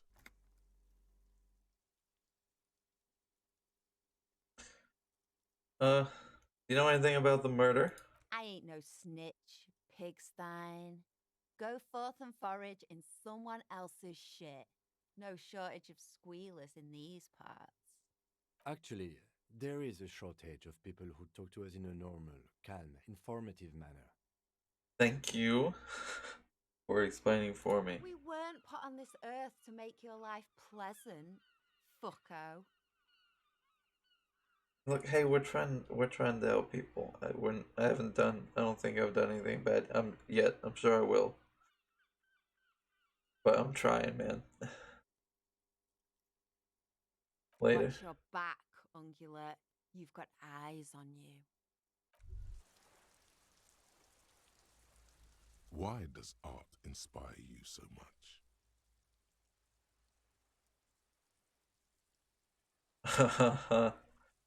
Alright. It does. But what is art? Excellent question.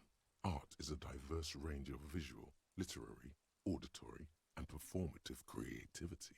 It's an expression of imagination and technical skill. Additionally, it's history, criticism, and pure enjoyment. Very, very good, actually. In short, art is the highest form of human communication, representation, narrative, emotion, and agency intertwined. You think I could fit? Have you looked in the mirror lately? You have the exact features of a savage art critic, with that beard and those clothes, disheveled and prophetic. Perhaps you should try to critique architecture too.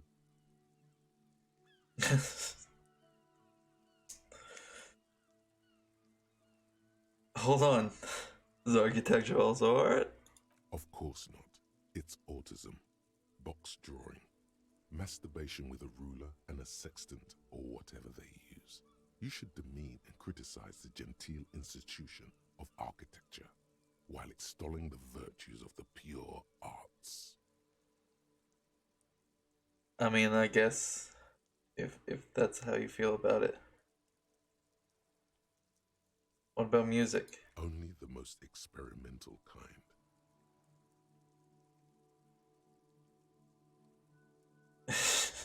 None of this is stupid, bro.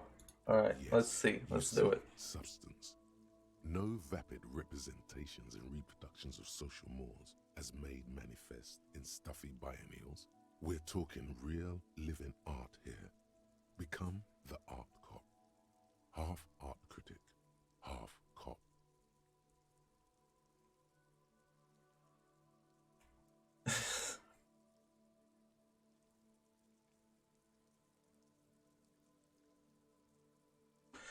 Sure, let's do it. Exactly.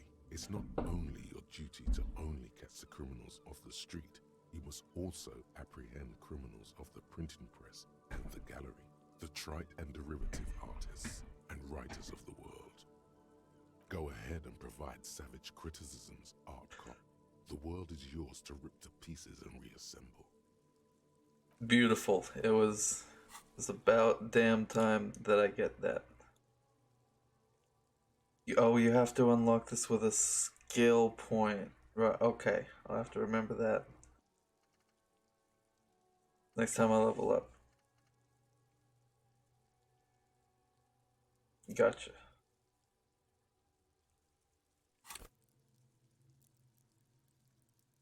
Which,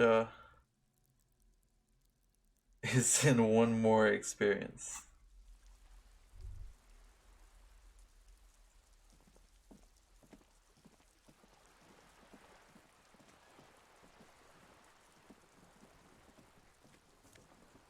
What is in here?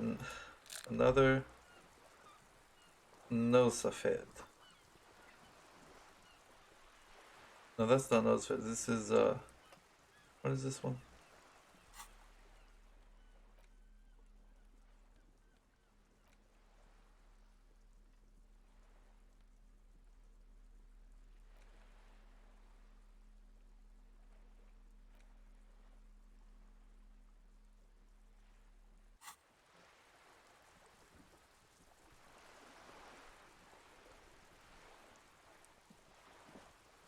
Either way.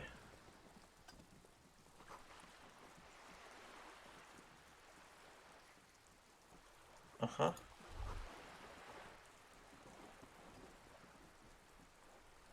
My room isn't much bigger than this motherfucking thing. That's pitiful.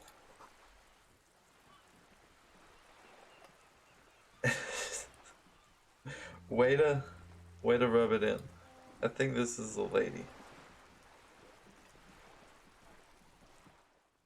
A striking woman leans against the cabin top of her sailing boat, smiling as you approach. Her green raincoat glistens with droplets. A silk scarf is tied around her throat. Good afternoon, officers. I'm Joyce. She extends her hand in greeting.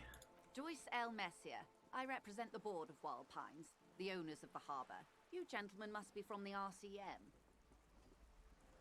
Steps closer and holds her hand over the railing. All right.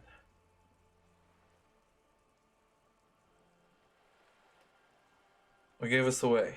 Nothing, honestly. I've said it to every drunk in town, and you're the first one who's responded. Oh my god, that's you. Oh, you know me.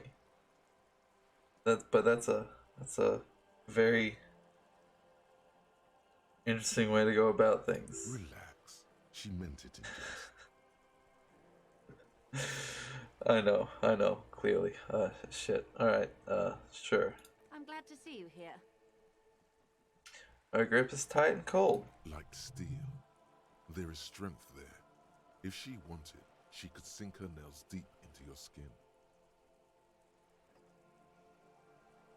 I was dispatched to handle a strike, not a lynching.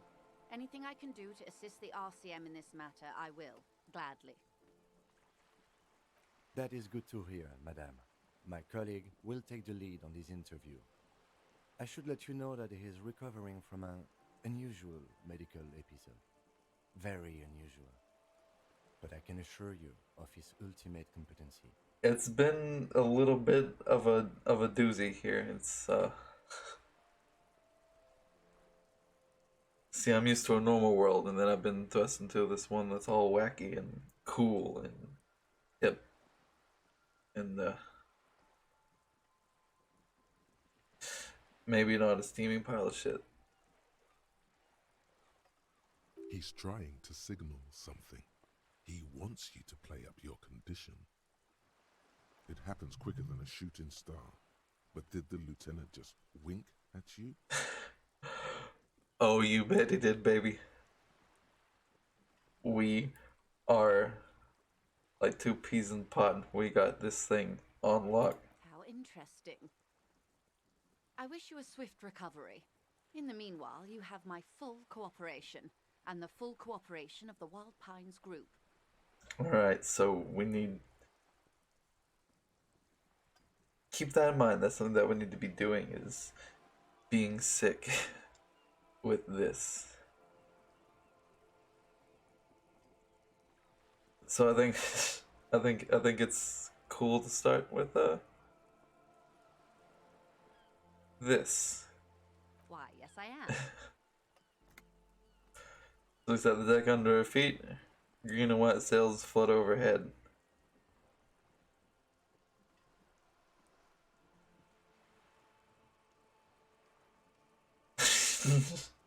I haven't seen anybody else on a boat. The first one that I've seen on a boat. Of course there are. We're on an archipelago. How else are you supposed to get around? Wait, we're on an archipelago? Yes, we are. We are on Raikou.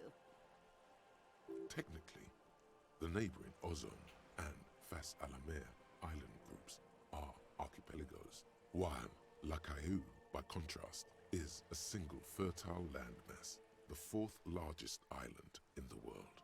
It is not an archipelago. Hahaha. Well, let's say that then. Okay, if you want to get technical, the point is we're all on islands here, and sail is still the most expedient way to get from one island to another, especially when you're in a hurry to resolve a strike. I've dropped my thing. Is that it? I found it. Good. I have, like I said, I haven't seen another person on a sailboat yet. I haven't seen anyone else drive a souped-up Capri Kenema motor carriage either. Actually, that motor carriage has been specially issued to serve as a patrol and pursuit vehicle. It's for crossing long distances in the greater Ravachol industrial harbor. It's not a toy. Neither is this. A toy, I mean. It's a machine for crossing long distances in the Bay of Revachol, between the city and the islands. Alright, guys, enough pissing You need at each to let other. this lady admit she's only riding around on this boat because she's rich. Is that, are you,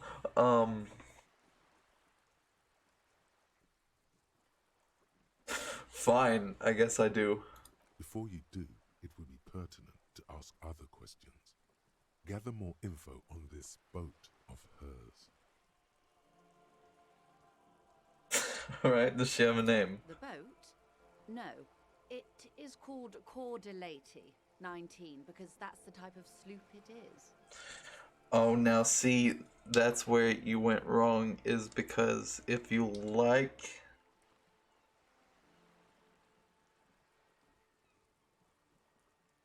having a ship and using it, you know.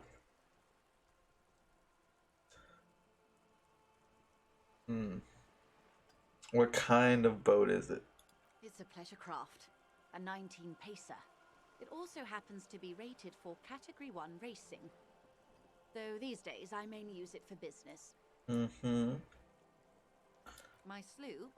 I like it a lot. It's the eel's hips, baby. I'm enjoying this part of the interview. It has so little to do with the murder we're investigating. Now just hang on here, brother. This is more important, alright? Officer, I assure you I'm a highly qualified pleasure craft operator. The crowns of her teeth are porcelain, white as the boat's hull as she smiles. Qualified pleasure craft operator. So charming. Where's the damn license? Well then show me the license then. I just renewed its safety inspection last month, officers. It is completely seaworthy. In fact, it's taken part in not one, but two insulindic regattas. Even finished once.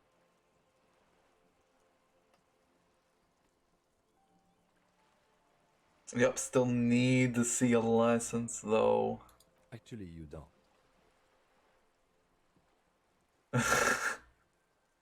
What do you mean? The Wayfarer Act specifically denies the RCM the authority to demand anyone's operator license. It's a little-known fact among us law officials. You just saved my ass, I The guess. Wayfarer Act is one of the few pieces of legislation governing human interaction in the Revachol Zone of Control, along with the Emergency Trade and Ailments Acts. What are those? One of the foundational laws in Revachol, designed to limit the authority of local institutions. Part of it prohibits the RCM from requesting most documents and licenses without permission from a coalition representative. Interesting. I think I actually like that. It's a law that keeps Revachol what it is, in limbo.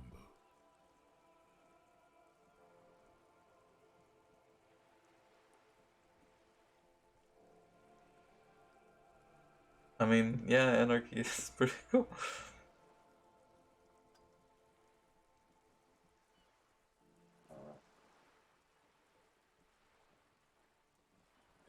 Hmm.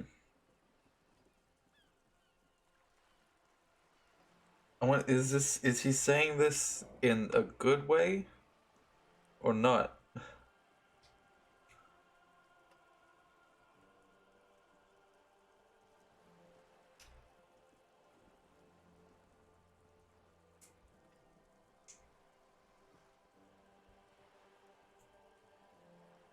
No need to politicize this. You may still ask for the lady's passport.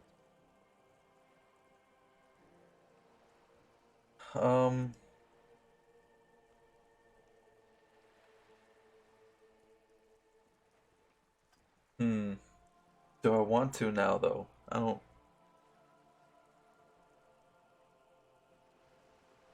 Sure. Of course.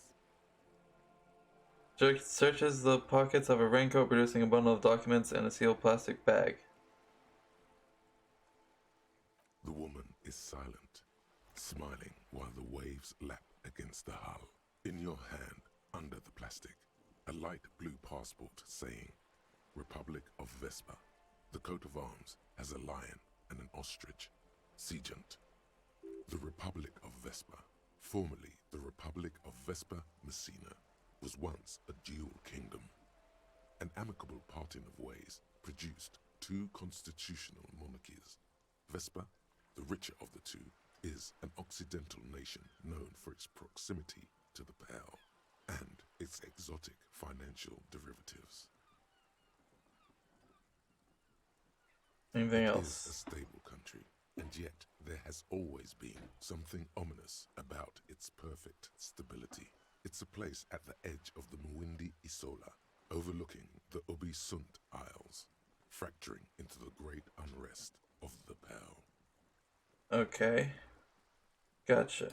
The woman, born in the year 3 in the commune of Revachol, smiles at you, face adorned with frown lines and crow's feet. The photo is recent.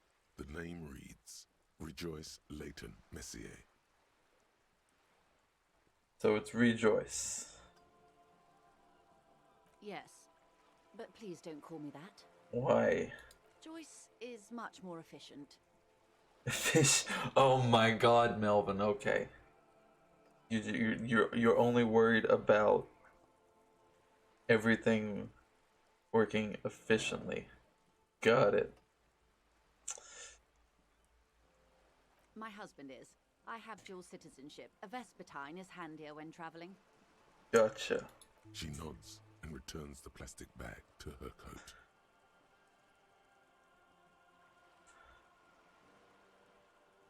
Alright, what are the economics of this boat? Oh my, the E word. You mean to say that it's a symbol of conspicuous consumption? That I'm a member of the ruling class?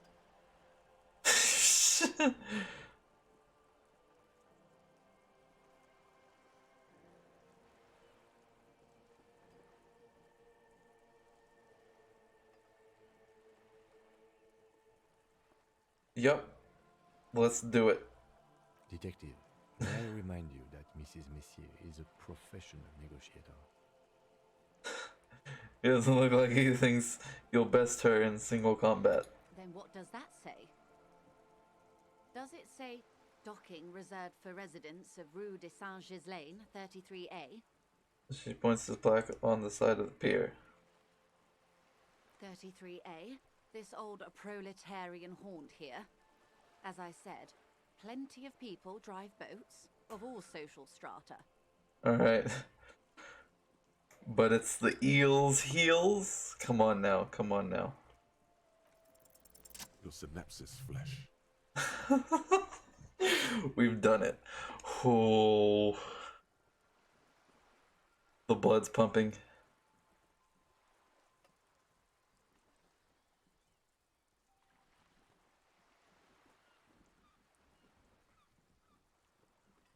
So yeah, funny, I don't see any other eel's heels around.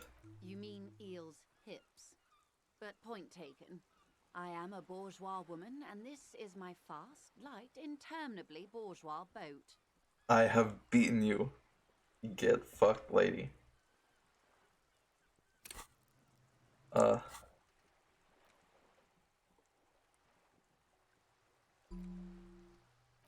Alright, we gotta put this art degree up in here. Internalize that shit.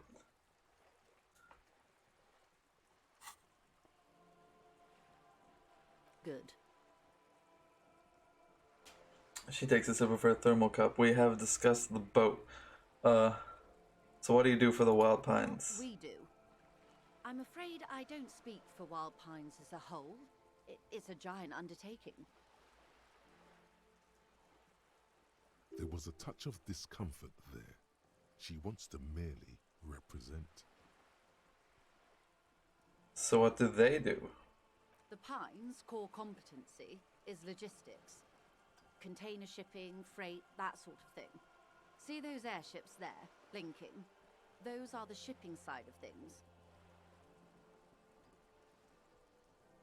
And that is the terminal.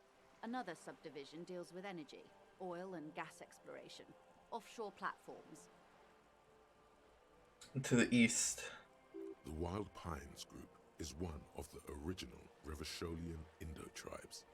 Companies awarded royal monopolies by the king, the suzerain himself, centuries ago. The king is long gone, but several of the Indo-tribes remain. Oh, interesting.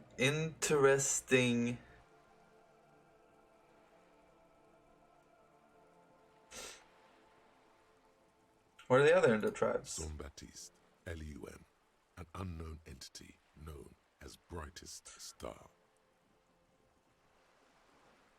In good company, it seems. Why, thank you. Does not register the real meaning of the remark. How could she? She hasn't heard the other side of the universe. How much money they got? I'm not at liberty to discuss the company balance sheet, but I can tell you that last year, the company booked more than 20 billion real in revenue. Wow. 20 billion is a large number, but the conglomerate employs 72,000 The fuck is that, people. dude? They all need to be paid. Then there are capital improvements, interest payments. Somebody swimming out here? A wave hits the sloop, she grabs the... Oh, it was the... Okay, it was the wave hitting the... She grabs the mainstay for balance. A conglomerate the size of the Wild Pines is like a shark. If it stops moving, it will die. Then what becomes of those 72,000 families? It's a tremendous responsibility. Where did they get all these billions? They started as an exploration and cargo fleet conducting trade between the Samaran and Insulindian Isolas 250 years ago, when Pine ships explored the South Seminese and charted Lomantanga on behalf of the suzerain. Centuries of care, deliberation, and madness have gone into this endeavor. Vessels pass through the great unrest to re-emerge with apricots in tow. The logic of the system is totalizing.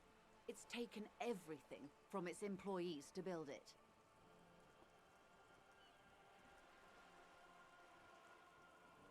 Probably helps to start out with a royal monopoly. You know more than you let on. Certainly it helped, but most of the original Indo tribes have failed or been absorbed. To survive, Wild Pines had to grow and adapt. No suzerain did that. So what do they want with this place? You mean aside from being the terminal's legal owners, who are responsible for moving 8% of the world's cargo?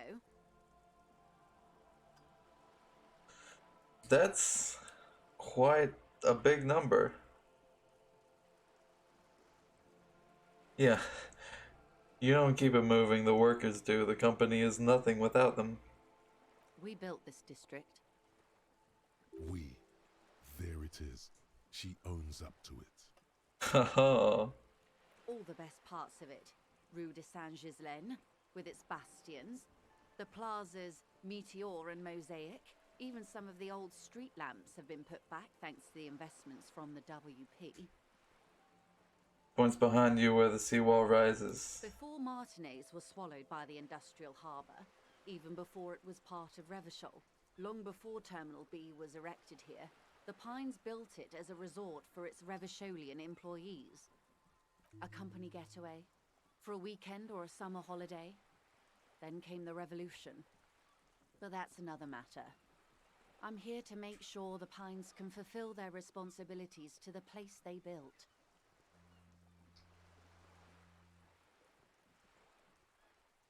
I see. Okay. So, alright. You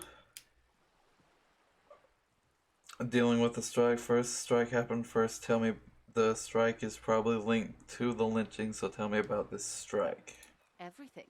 right up to, but not including, trade secrets. What if I want to hear about trade secrets? First, you'd have to repeal the Emergencies Act of Trade in Elements that gives me the right to silence. It's quite the octopus. The octopus that straddles Revachol, the Emergencies Act, is the cornerstone of post-war Revachol, inseparable from the world it created.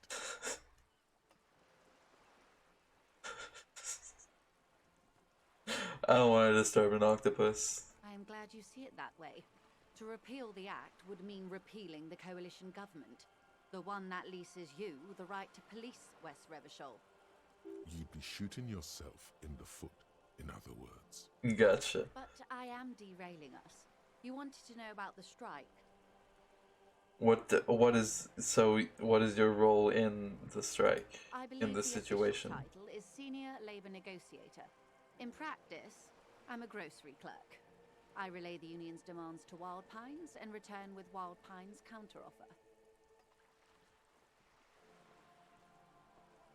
And how are the talks going? They're not. That's the problem. The union stopped all negotiations a week ago, after that awful lynching took place. Uh-huh. Wait, she just admitted that the lynching and the strike are connected. Now they won't even let me into the harbour. There's a 2-meter 20 racist behemoth blocking the gates. Yeah, that's Measurehead. Yes, Jean-Luc Measurehead. She leans back and rolls her eyes. Yeah, he's a dude for sure. He's got some pain in him. He has channeled it incorrectly. Yes, I believe there is a connection, but that's a subject for later.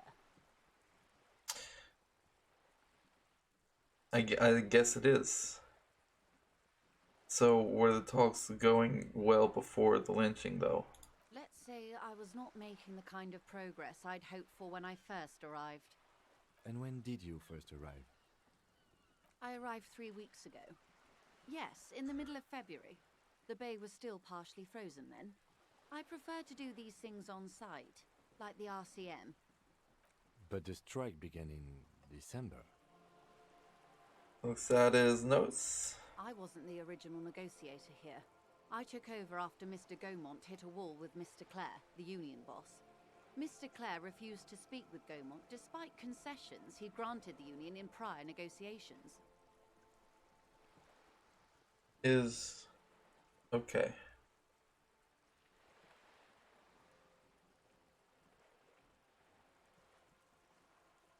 Huh. Okay.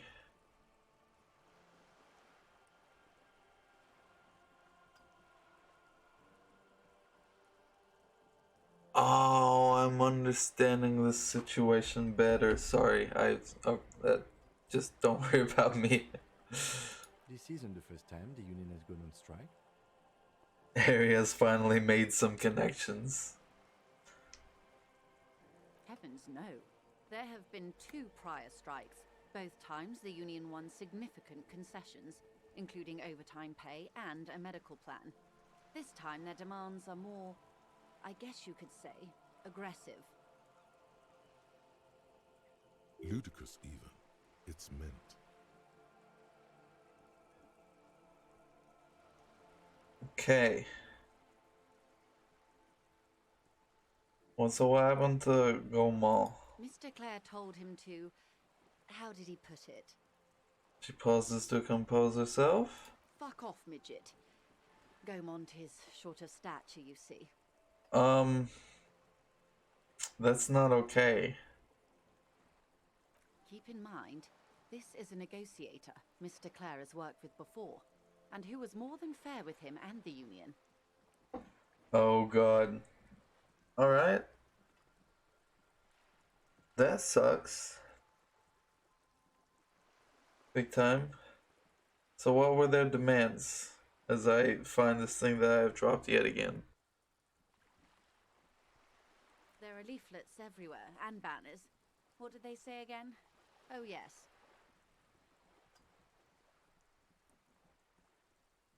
Oh yeah. Every worker, a member of the board. Most of the workers probably don't know what that means.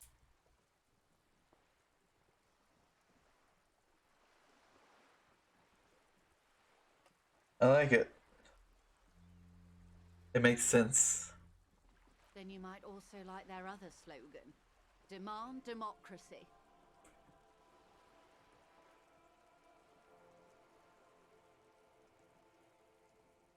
I mean, I don't know.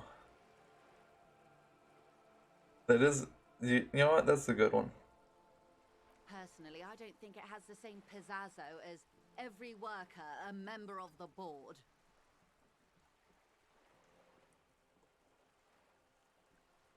So what exactly do they mean by that? It's quite simple, you see. Every time the Wild Pines group makes a decision about what? About anything really, it needs the signature of each of the 2,200 workers in its Martinez terminal.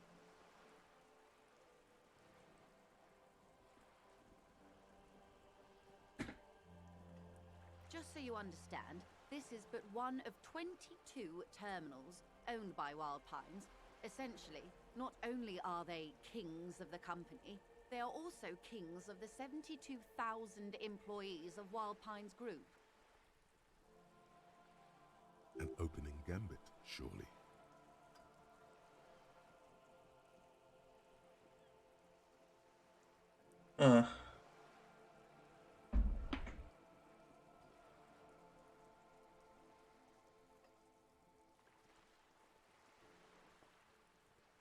King is dead, long live the workers. That may well be. It's not up to me to decide who is king, but as negotiations go, it's not a swell start. Sounds like an opening gambit. So I hoped. But this type of opening is usually followed by a more reasonable offer. I've yet to hear one. Just the same nonsensical slogan repeated over and over again. And now, people are getting lynched, I hear. Behind the whirling in rags. A disastrous situation if there ever was one. Excuse me, from whom did you hear about this lynching? I first heard it from the bowyer at the gates.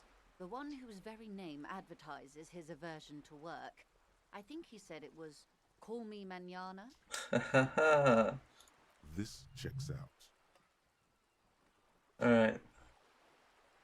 So did you put those idiots at the gates? The scabs? You mean the huddled masses of Jamrog, come to plead for work where the union refuses to? Don't let her answer it herself. Alright, let's call them strikebreakers. You put them there, right? If these strikebreakers were organized by Wild Pines or its affiliates, then it would be a company secret. I could not share it with you. Not yet, at least. It's implied. She's open to discussing this matter with you at a later occasion. Well, then we'll have to do a rain check, lady. What do you think of the fat bastard? Everard Clare is a man of the utmost integrity. If you can say one thing about him, it's that he always puts the interests of the workers first. The union does seem pretty happy. She's being sarcastic. Don't take her performance literally. What else do you think? Of course not. Everard is fantastically corrupt. I imagine he has a thick, viscous goo where you and I have blood. I mean, it's gotta be... It has some sort of other consistency to it. I don't know what it's from, you know. His health prevents him from moving. If you were to prick it with something sharp, you could see it oozing out. A knife, maybe? No, a rapier.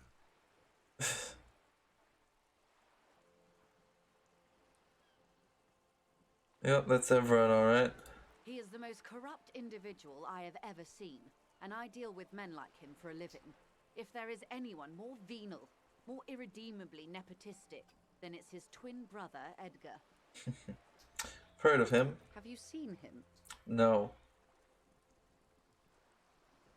Edgar looks exactly like his brother, except for that lazy eye. He also talks exactly like Everett does, and when one's term as foreman is up, the other takes over. It's how they circumvent the term limits, you see, with a funny little switcheroo. While in office, they've embezzled God knows how much of their workers' dues. What about the union besides them? The Débardeurs Union was once a perfectly normal institution. 20 years ago, anyway. It must not have been easy to establish under the Emergency Act, but they did it. I can respect that. Organised labour at its best, as they say. Then something happened in the local chapter elections. The brothers Clare came and transformed it into a... how do you say? She hesitates again, looking for the right expression. A mob. The Débardeurs are a crime syndicate. Sad as it may be, we are forced to cooperate with them. Refreshingly honest, officer. The company has tried appeasing in the past, but I'm afraid our concessions have only emboldened Everett and his brother. And your opinion, detective, if I may ask? I'm a curious and talkative person, you see. Would you say the Débardeurs Union is...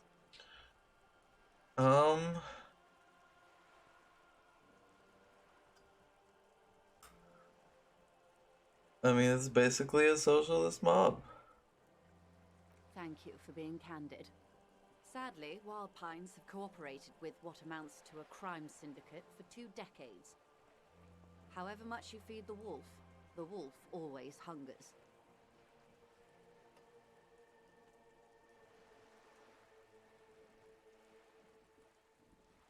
Alright, that's it. How else can I help?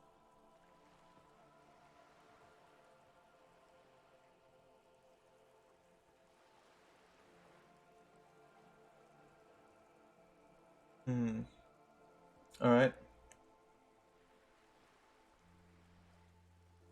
What do you know about the lynching then?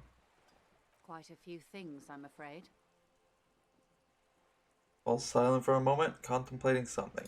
The information I'm to share with you includes sensitive trade secrets. For the sake of my employer, I have to ask for your names and badge numbers. Oh,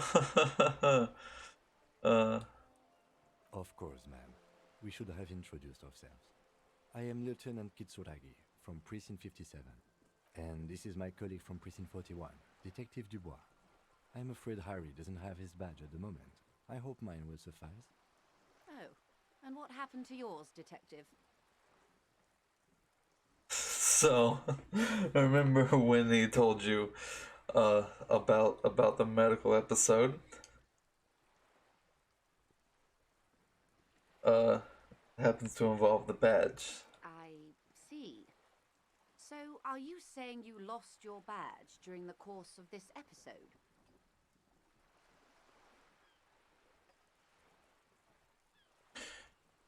I could have eaten there for all I know. I don't remember anything. This world, this city. Nothing. Oh dear. I suppose this does explain some of the more curious turns in our conversation. I mean, phew.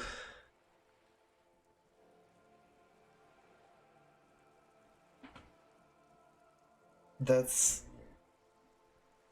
relieving, actually. It's not many people I've felt comfortable explaining it with, but I don't know.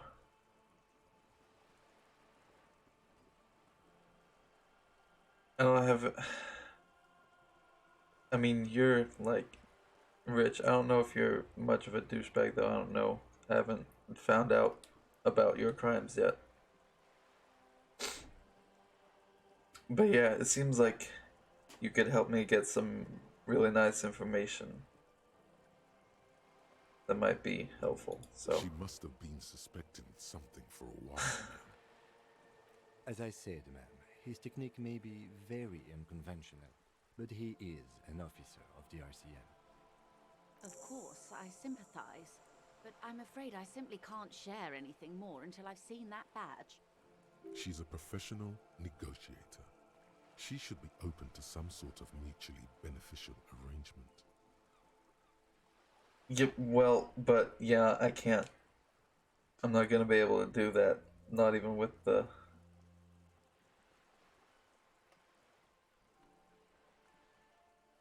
coat. Sure. Let's talk about But before we other do, stuff. officers, let me be perfectly clear. The situation is extremely volatile. The sooner we can speak about this lynching business, the better for all of us. I know. Look. Alright, what about these tattoos? That's the man who was killed. I'm afraid this is a discussion for once we've cleared the lynching question. So you know something? Better not tie the forestay to the backstay on this. I hope there is something else I can help you with. You cheeky. You have? And how did you like Mr. Clare?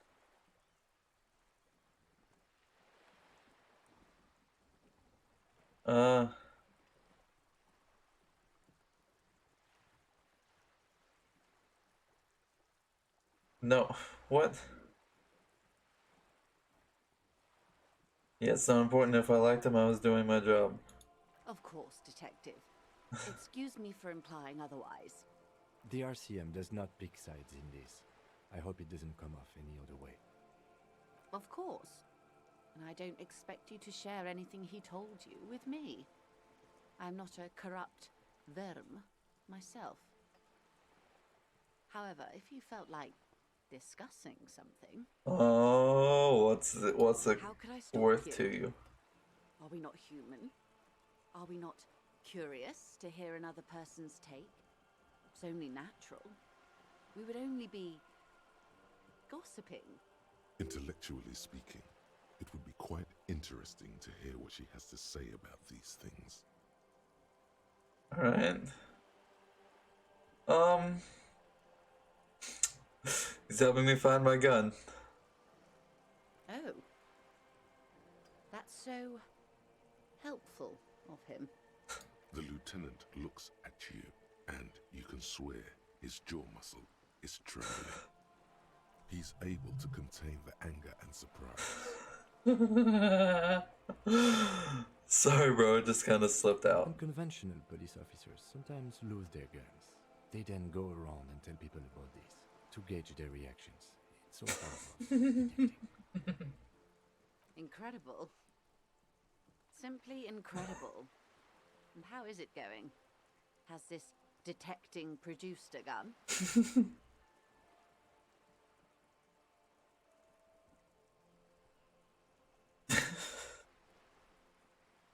No. Well, maybe he's not as helpful as you thought then. Is there anything else? Of course, Detective. Should something come up later down the road, don't be afraid to drop by for a chat. Until then, is there anything I can help you with? No, that's it. Of course, Detective. Take care.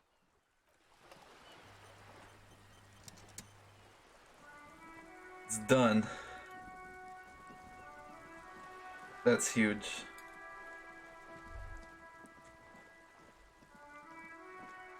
Open this door. Open this door. Where are you going? A sturdy metal door guards the southwest entrance to the apartment building. It's locked.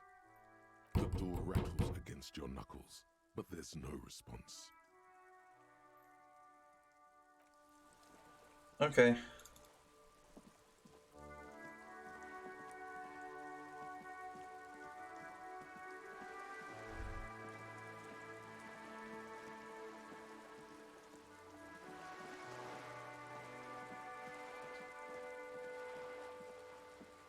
And what right.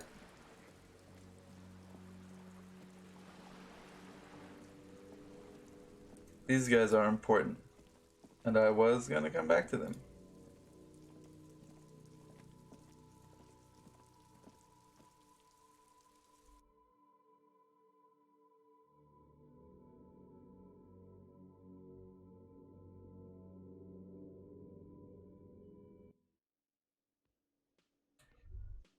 Once I got all of that finished, and it's finished. Wait, what is this? The theme on that pinball machine is a standard royalist theme, used on everything from pinball cabinets to full-flavor cigarettes. What are its hallmarks? Clinging to a picture book version of the past century, waiting for the king to come back and cast out all the profiteers and homosexuals. Basically, imagine a yellow plastic crown with a liquor brand emblazoned on it.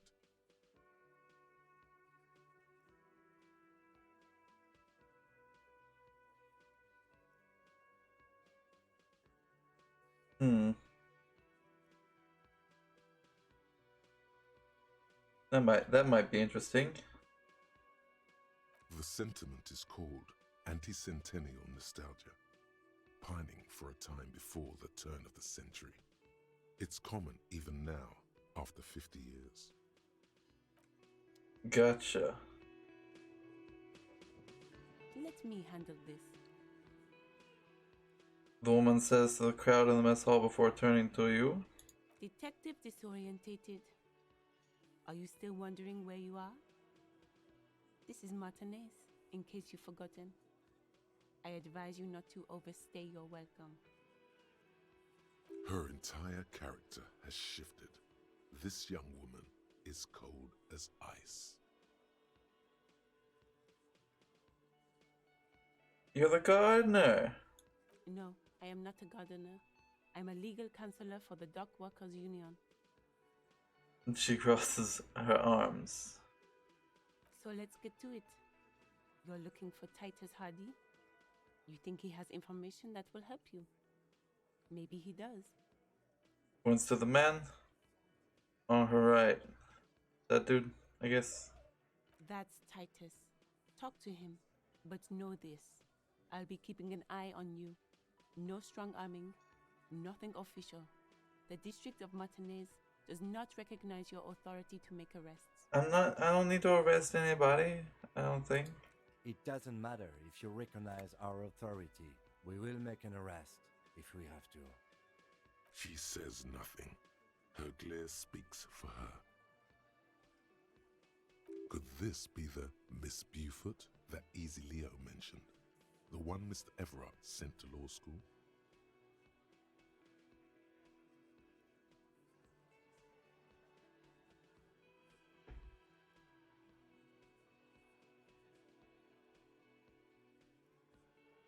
Are you?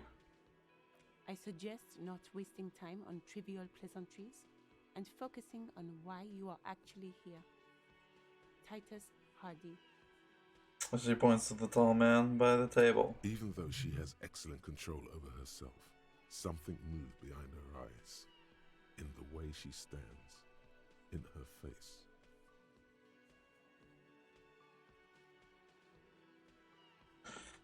Not yet. I had other questions. No.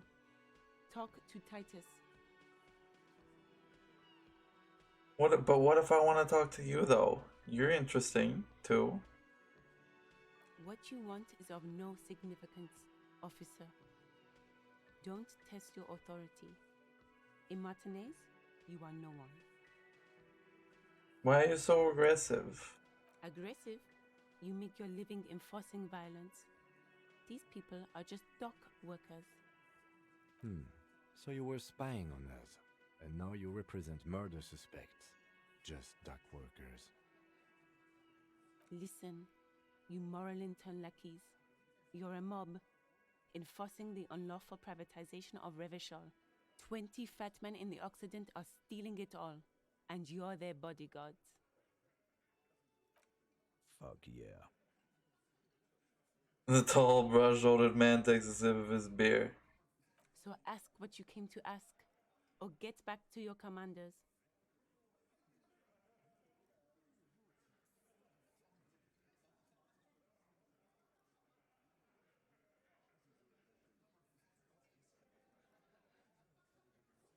Hmm.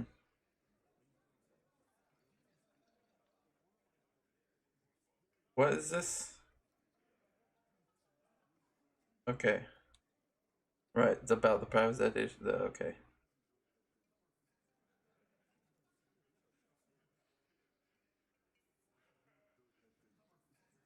Hmm.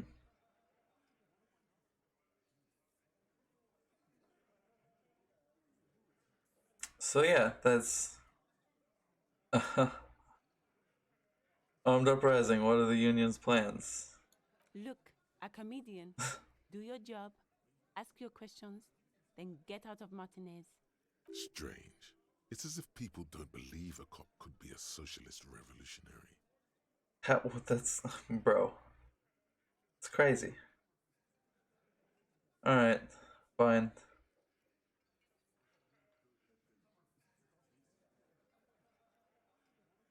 Talk to Titus.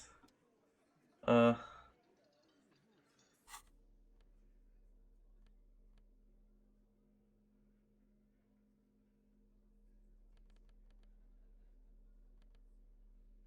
It's severely lowering my authority.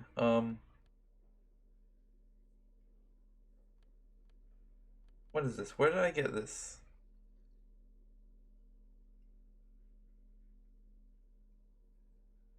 Oh. Uh. It even says. Uh.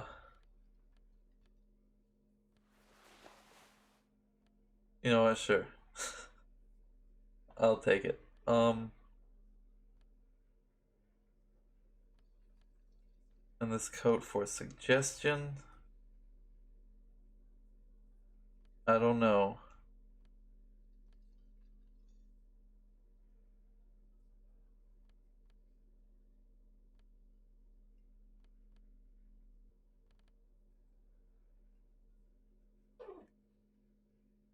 I think I'll be fine.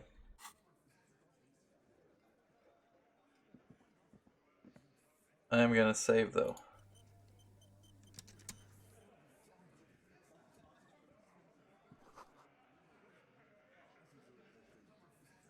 Ah.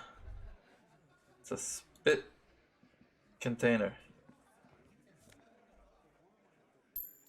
I'll take that.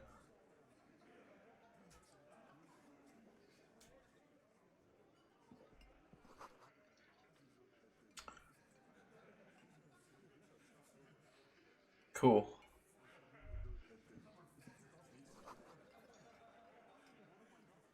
Hawthorn bushes, you say. Hey man, how's it going? This is where you say your bit. Broad-shouldered man points at you with a beer can. Detective. The lieutenant acknowledges you with a sharp note, leaving it to you.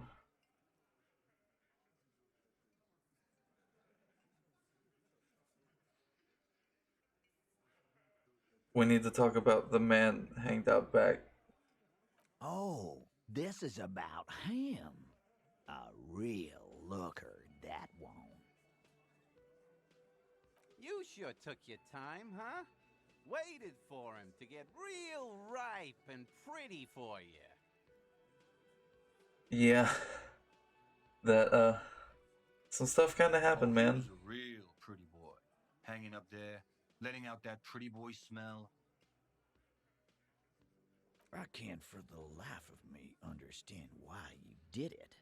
I mean, I would have just left him up there. You must really like cleaning up other people's shit. You might want to start asking your questions now. It's not going to get better than this. Thank you for the Do a head count first. direction. Connect these men to the tracks you saw in the yard. Chances are they're going to match. Let's do it. Starting from the right. Boot size 44. Blonde man. In his 30s. Overbearingly masculine. Sitting on his right. Standard working boots.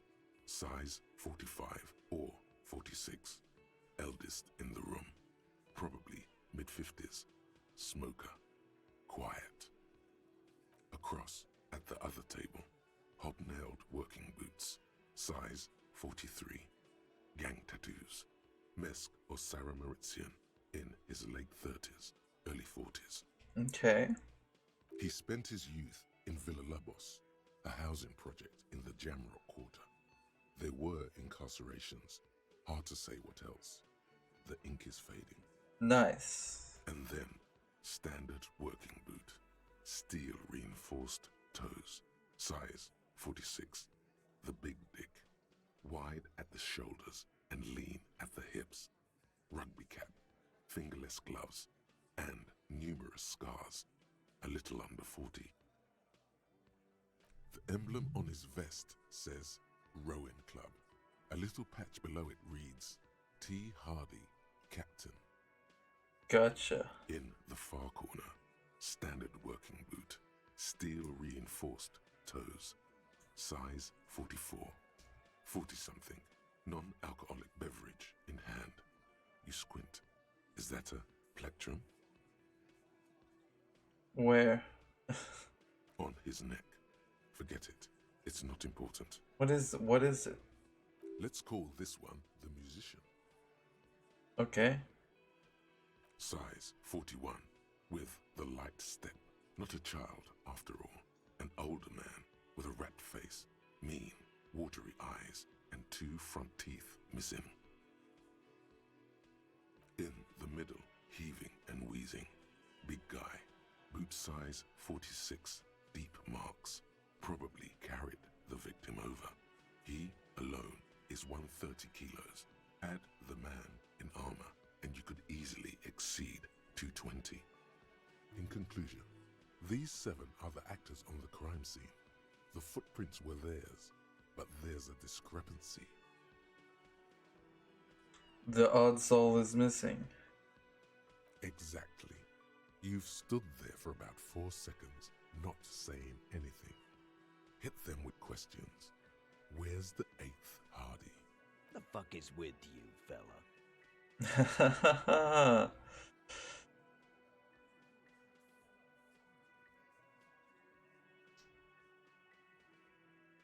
So where's the other guy? What are you talking about, madman? There's no 8th Hardy boy. There's 7 of us and we're all here. Or what? You want to be the 8th Hardy boy? We ain't hiring. Actually, boss, we've been talking and we think she could maybe... She? So there's an 8th Hardy, and it's a Hardy girl? Who might it be? Elizabeth? The gardener? Ah. Shut the fuck up, Glenn! I do the talking here. Now what the fuck do you want, cop? It has to be good, if he won't let you pursue it. Looks like the lieutenant thinks so too. So let me get this straight. There is an 8th Hardy boy. It's a she, and you don't like us talking about her? That's right. We're not talking about this. This is a private Hardy Boys matter. Nothing to do with your shit. End. He points at the lieutenant. Oh, we have broken some ground already. You'll have to see it. You're not cops here. Don't go digging around if you don't want a bullet in the back of your head. I'm watching you.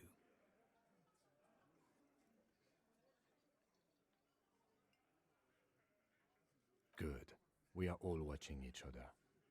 Officer, your question. Jang the man? The pretty boy. You guys really love talking about that pretty boy. Funny. But my partner and I have a serious matter to discuss with you.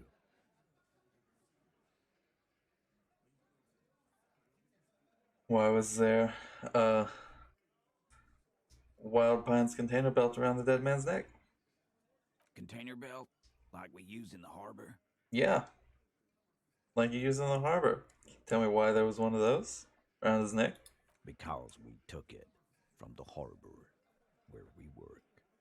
Then we went out back and used it to hang him. We did this together, all of us, until he was dead. That's why there's a container belt around his neck. There's a catch hidden somewhere. He didn't confess so that you could take them all away. It's too simple.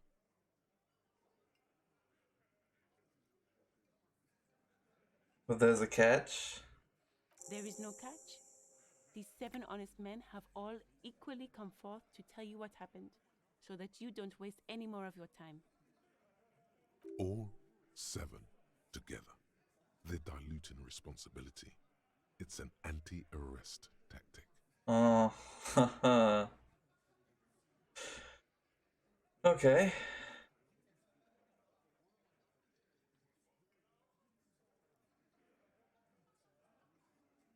So who called the shots? Are you deaf? There will be no singling anyone out. You can't arrest a Hardy Boy without arresting all Hardy Boys. Do you think you could do that? Do you think you could arrest them all? Shadow of a smirk passes her lips. She tilts her head. Look, I don't know if I'm arresting anybody yet. I'm just Trick question. thinking, Don't looking, let and her stuff. lead the conversation.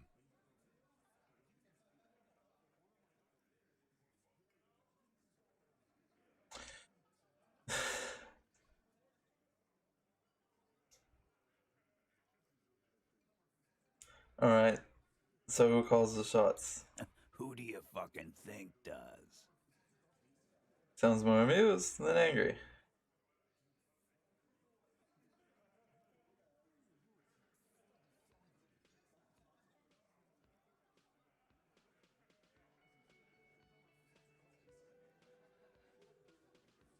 Everard Clare.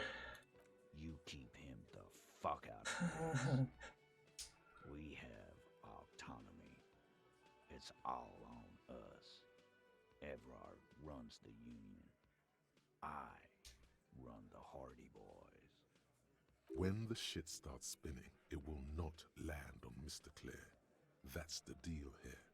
The Fixer will ignore the notion completely, focusing on Titus's culpability. Alright. You say so. When Titus Hardy says he runs the Hardy Boys, he means that in an administrative capacity. On that night, everyone acted as one man. Thank you, legal counsel.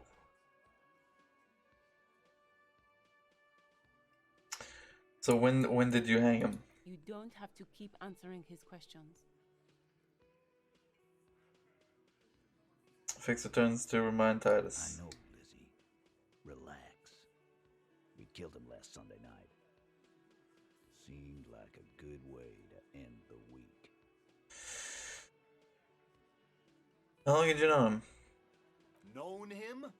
We don't associate with scum like that, asshole. Yeah! Who do you think we are? Quiet. He came around about 3 weeks ago when that Pines cow first sailed into town. Happy?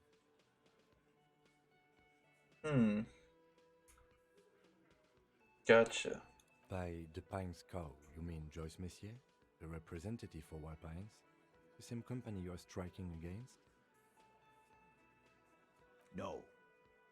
I mean the Pines cow. The stupid-ass cow they sent in to fuck us over. But you know what? He rubs his chin, pretending to mull it over. What do you mean by that? Why don't you A ask cow? her about They the said a pretty cow? boy? I'm sure she has interesting things to say when you ask her hard enough. That's enough insinuation for today, Titus. Officer, your interview is drawing to an end. Don't waste your last questions. Why did you kill him? Why? 'Cause he was worthless mercenary scum. And he stepped out alive in my town. So that's it. He was just because he was a mercenary.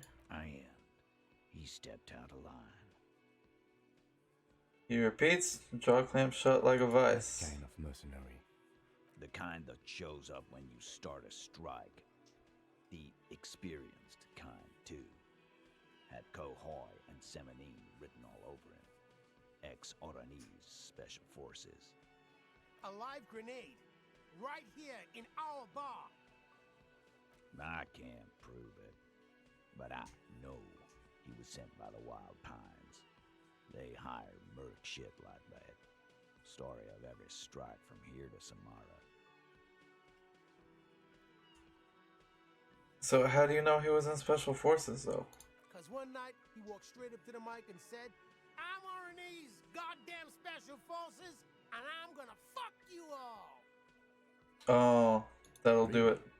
Yeah, really.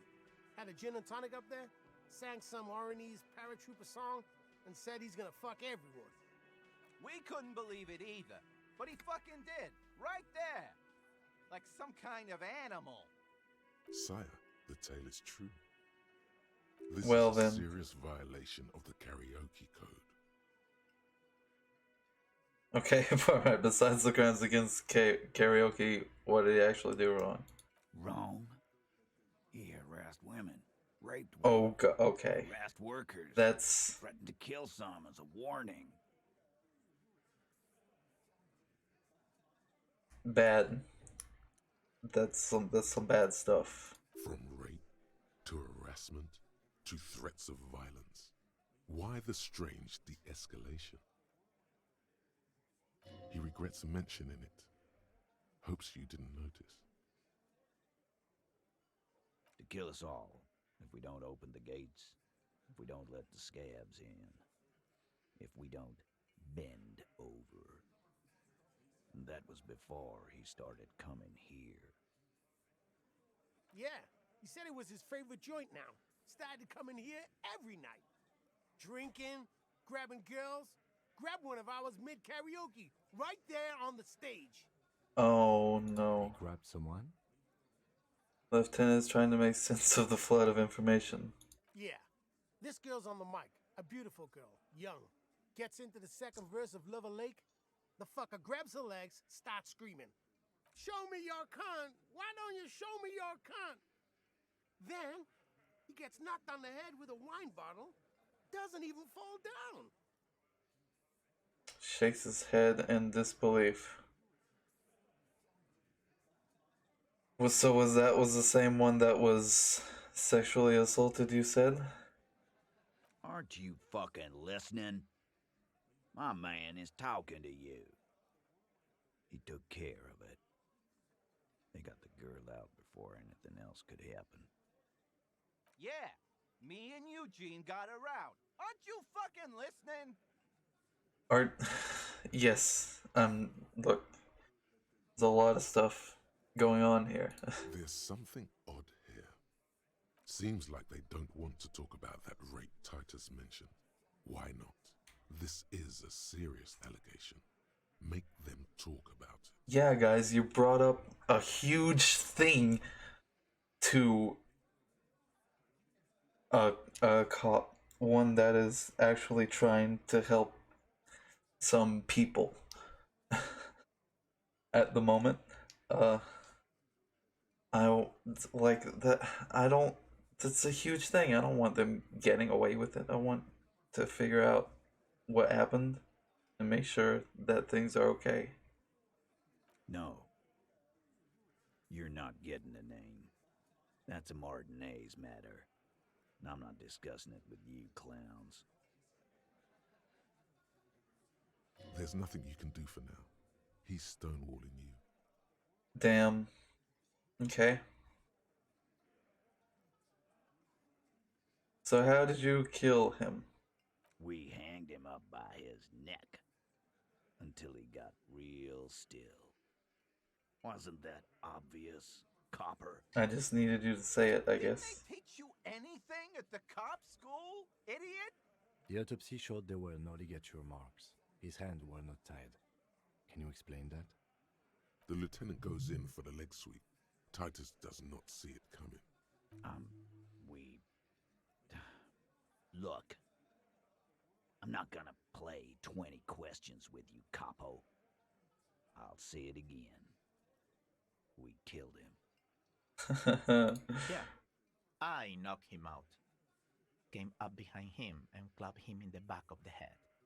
He went down like a sack of sand. We're getting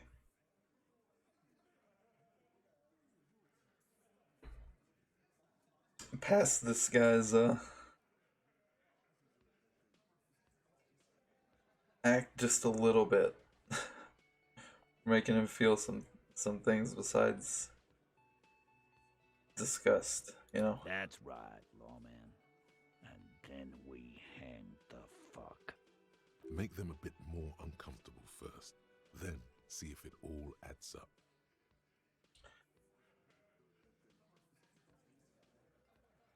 So, what did you use to knock him out? My fucking elbow, Copper.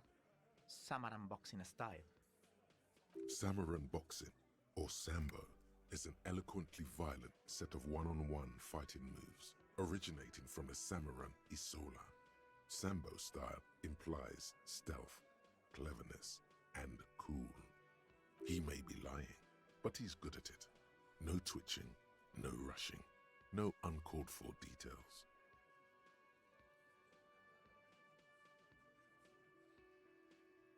Okay. Where did it all take place? Right fucking here. Eugene already told you that the fuck had started coming to our bar. Yeah, man. Weren't you listening? So, you know, I have asked what's alright. Composure. I'm not getting more of that. This better work, man.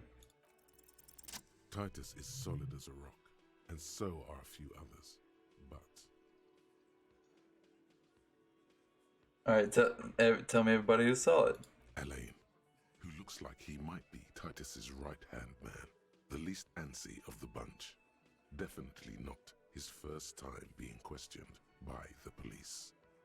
This guy, I guess. This little rat-faced fellow is solid, too. Always fidgety, yes, but no change there. Is that really this? This doesn't look like this guy. Where's what? No, maybe that's this dude. And earlier it was talking about this. I don't know. Yeah, this is definitely you. That guy must have been the first one. Was that one? Him neither. Mostly keeps to his tomato juice, or whatever he's got there.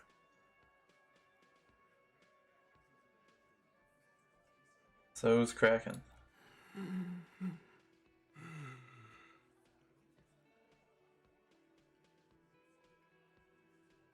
Oh, you're not. Okay, this one. He's sweating profusely and has difficulty breathing. Smartly kept him out of the conversation thus far. Definitely the weaker link in the chain.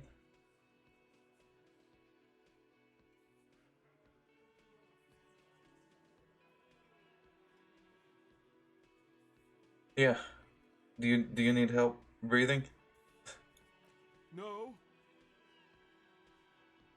He looks up, startled, his forehead shining from sweat. A few coiled locks are peeking out from under his warm woolen hat. Of course he's having trouble breathing. Just look at how fucking fat he is. Hey, come on now. There's no need. Angus is a powerful guy. All muscle. Keep your eye on this powerful guy. Sooner or later, he's going to break like a piece of twig. That's something you're not telling me, brother. And fuck you, too, copper. Picking on Angus like this. We're done with this schoolyard shit. And just so you know, he doesn't have trouble breathing. This one is a stone wall. You won't get more out of them about the night of the murder. Not yet. Alright, more questions. Like what, copper? You guys have no remorse? How many people have you sent to the Shays? Ever felt remorse for them? Chaise électrique is the method of capital punishment in Revachol under the Coalition. During the suzerain's reign, It used to be the firing squad. Uh-huh. Or send them to Reunion to rot. For 20 years. For life. He says it as if it were worse than dying. And Reunion, what's that? The River Esperance Correctional Facility, a military prison run by the Coalition, dubbed Reunion by the inmates. The origin of the name is unknown. Hmm.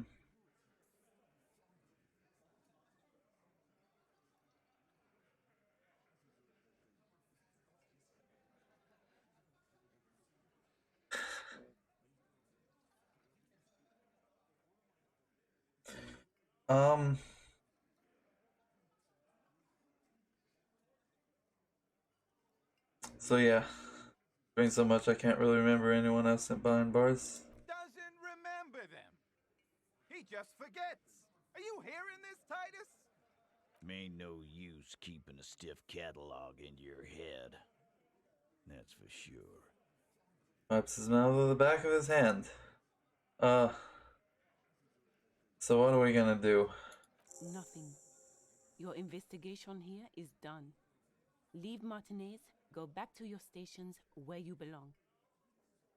I think we're going to stick around, thanks. Some things don't add up here, Titus. The lieutenant closes his notebook. I've done this job for long enough to know that people don't just confess to first-degree murder, even if it is a group responsibility. We're going to look into this. Good luck with that. You've heard everything a rent-a-cop is gonna hear from us, real law officials. You're lucky you didn't get a beating. Alright, see you later.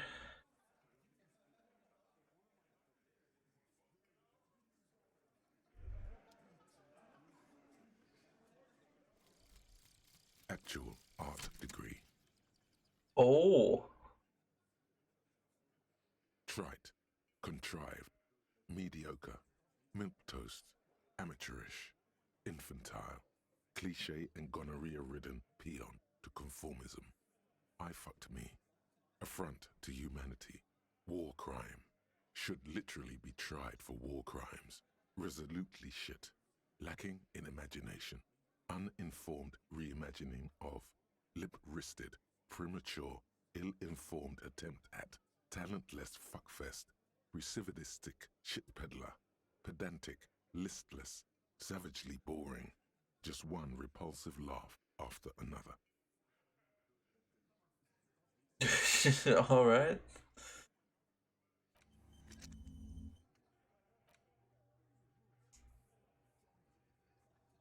I didn't read this before.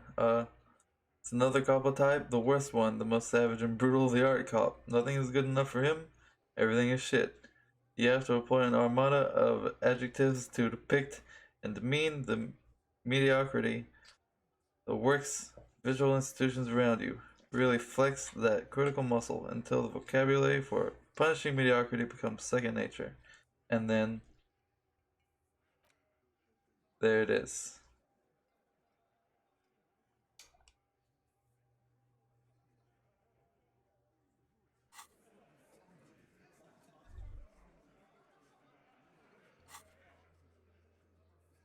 And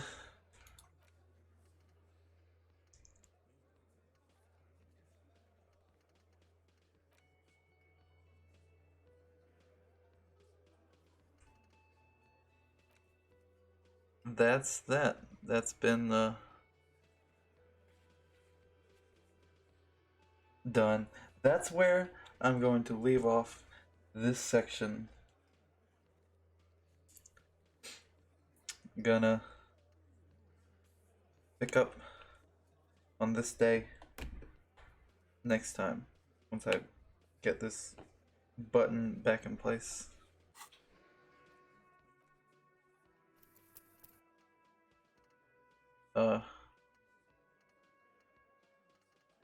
Did I save already? I guess it saved for me right there. I don't know. Anyway, yeah. So I'm gonna get up and walk around, use the bathroom, get more water, stuff. I encourage you to get up and move around as well. Take care of your body. We've been sitting here too long.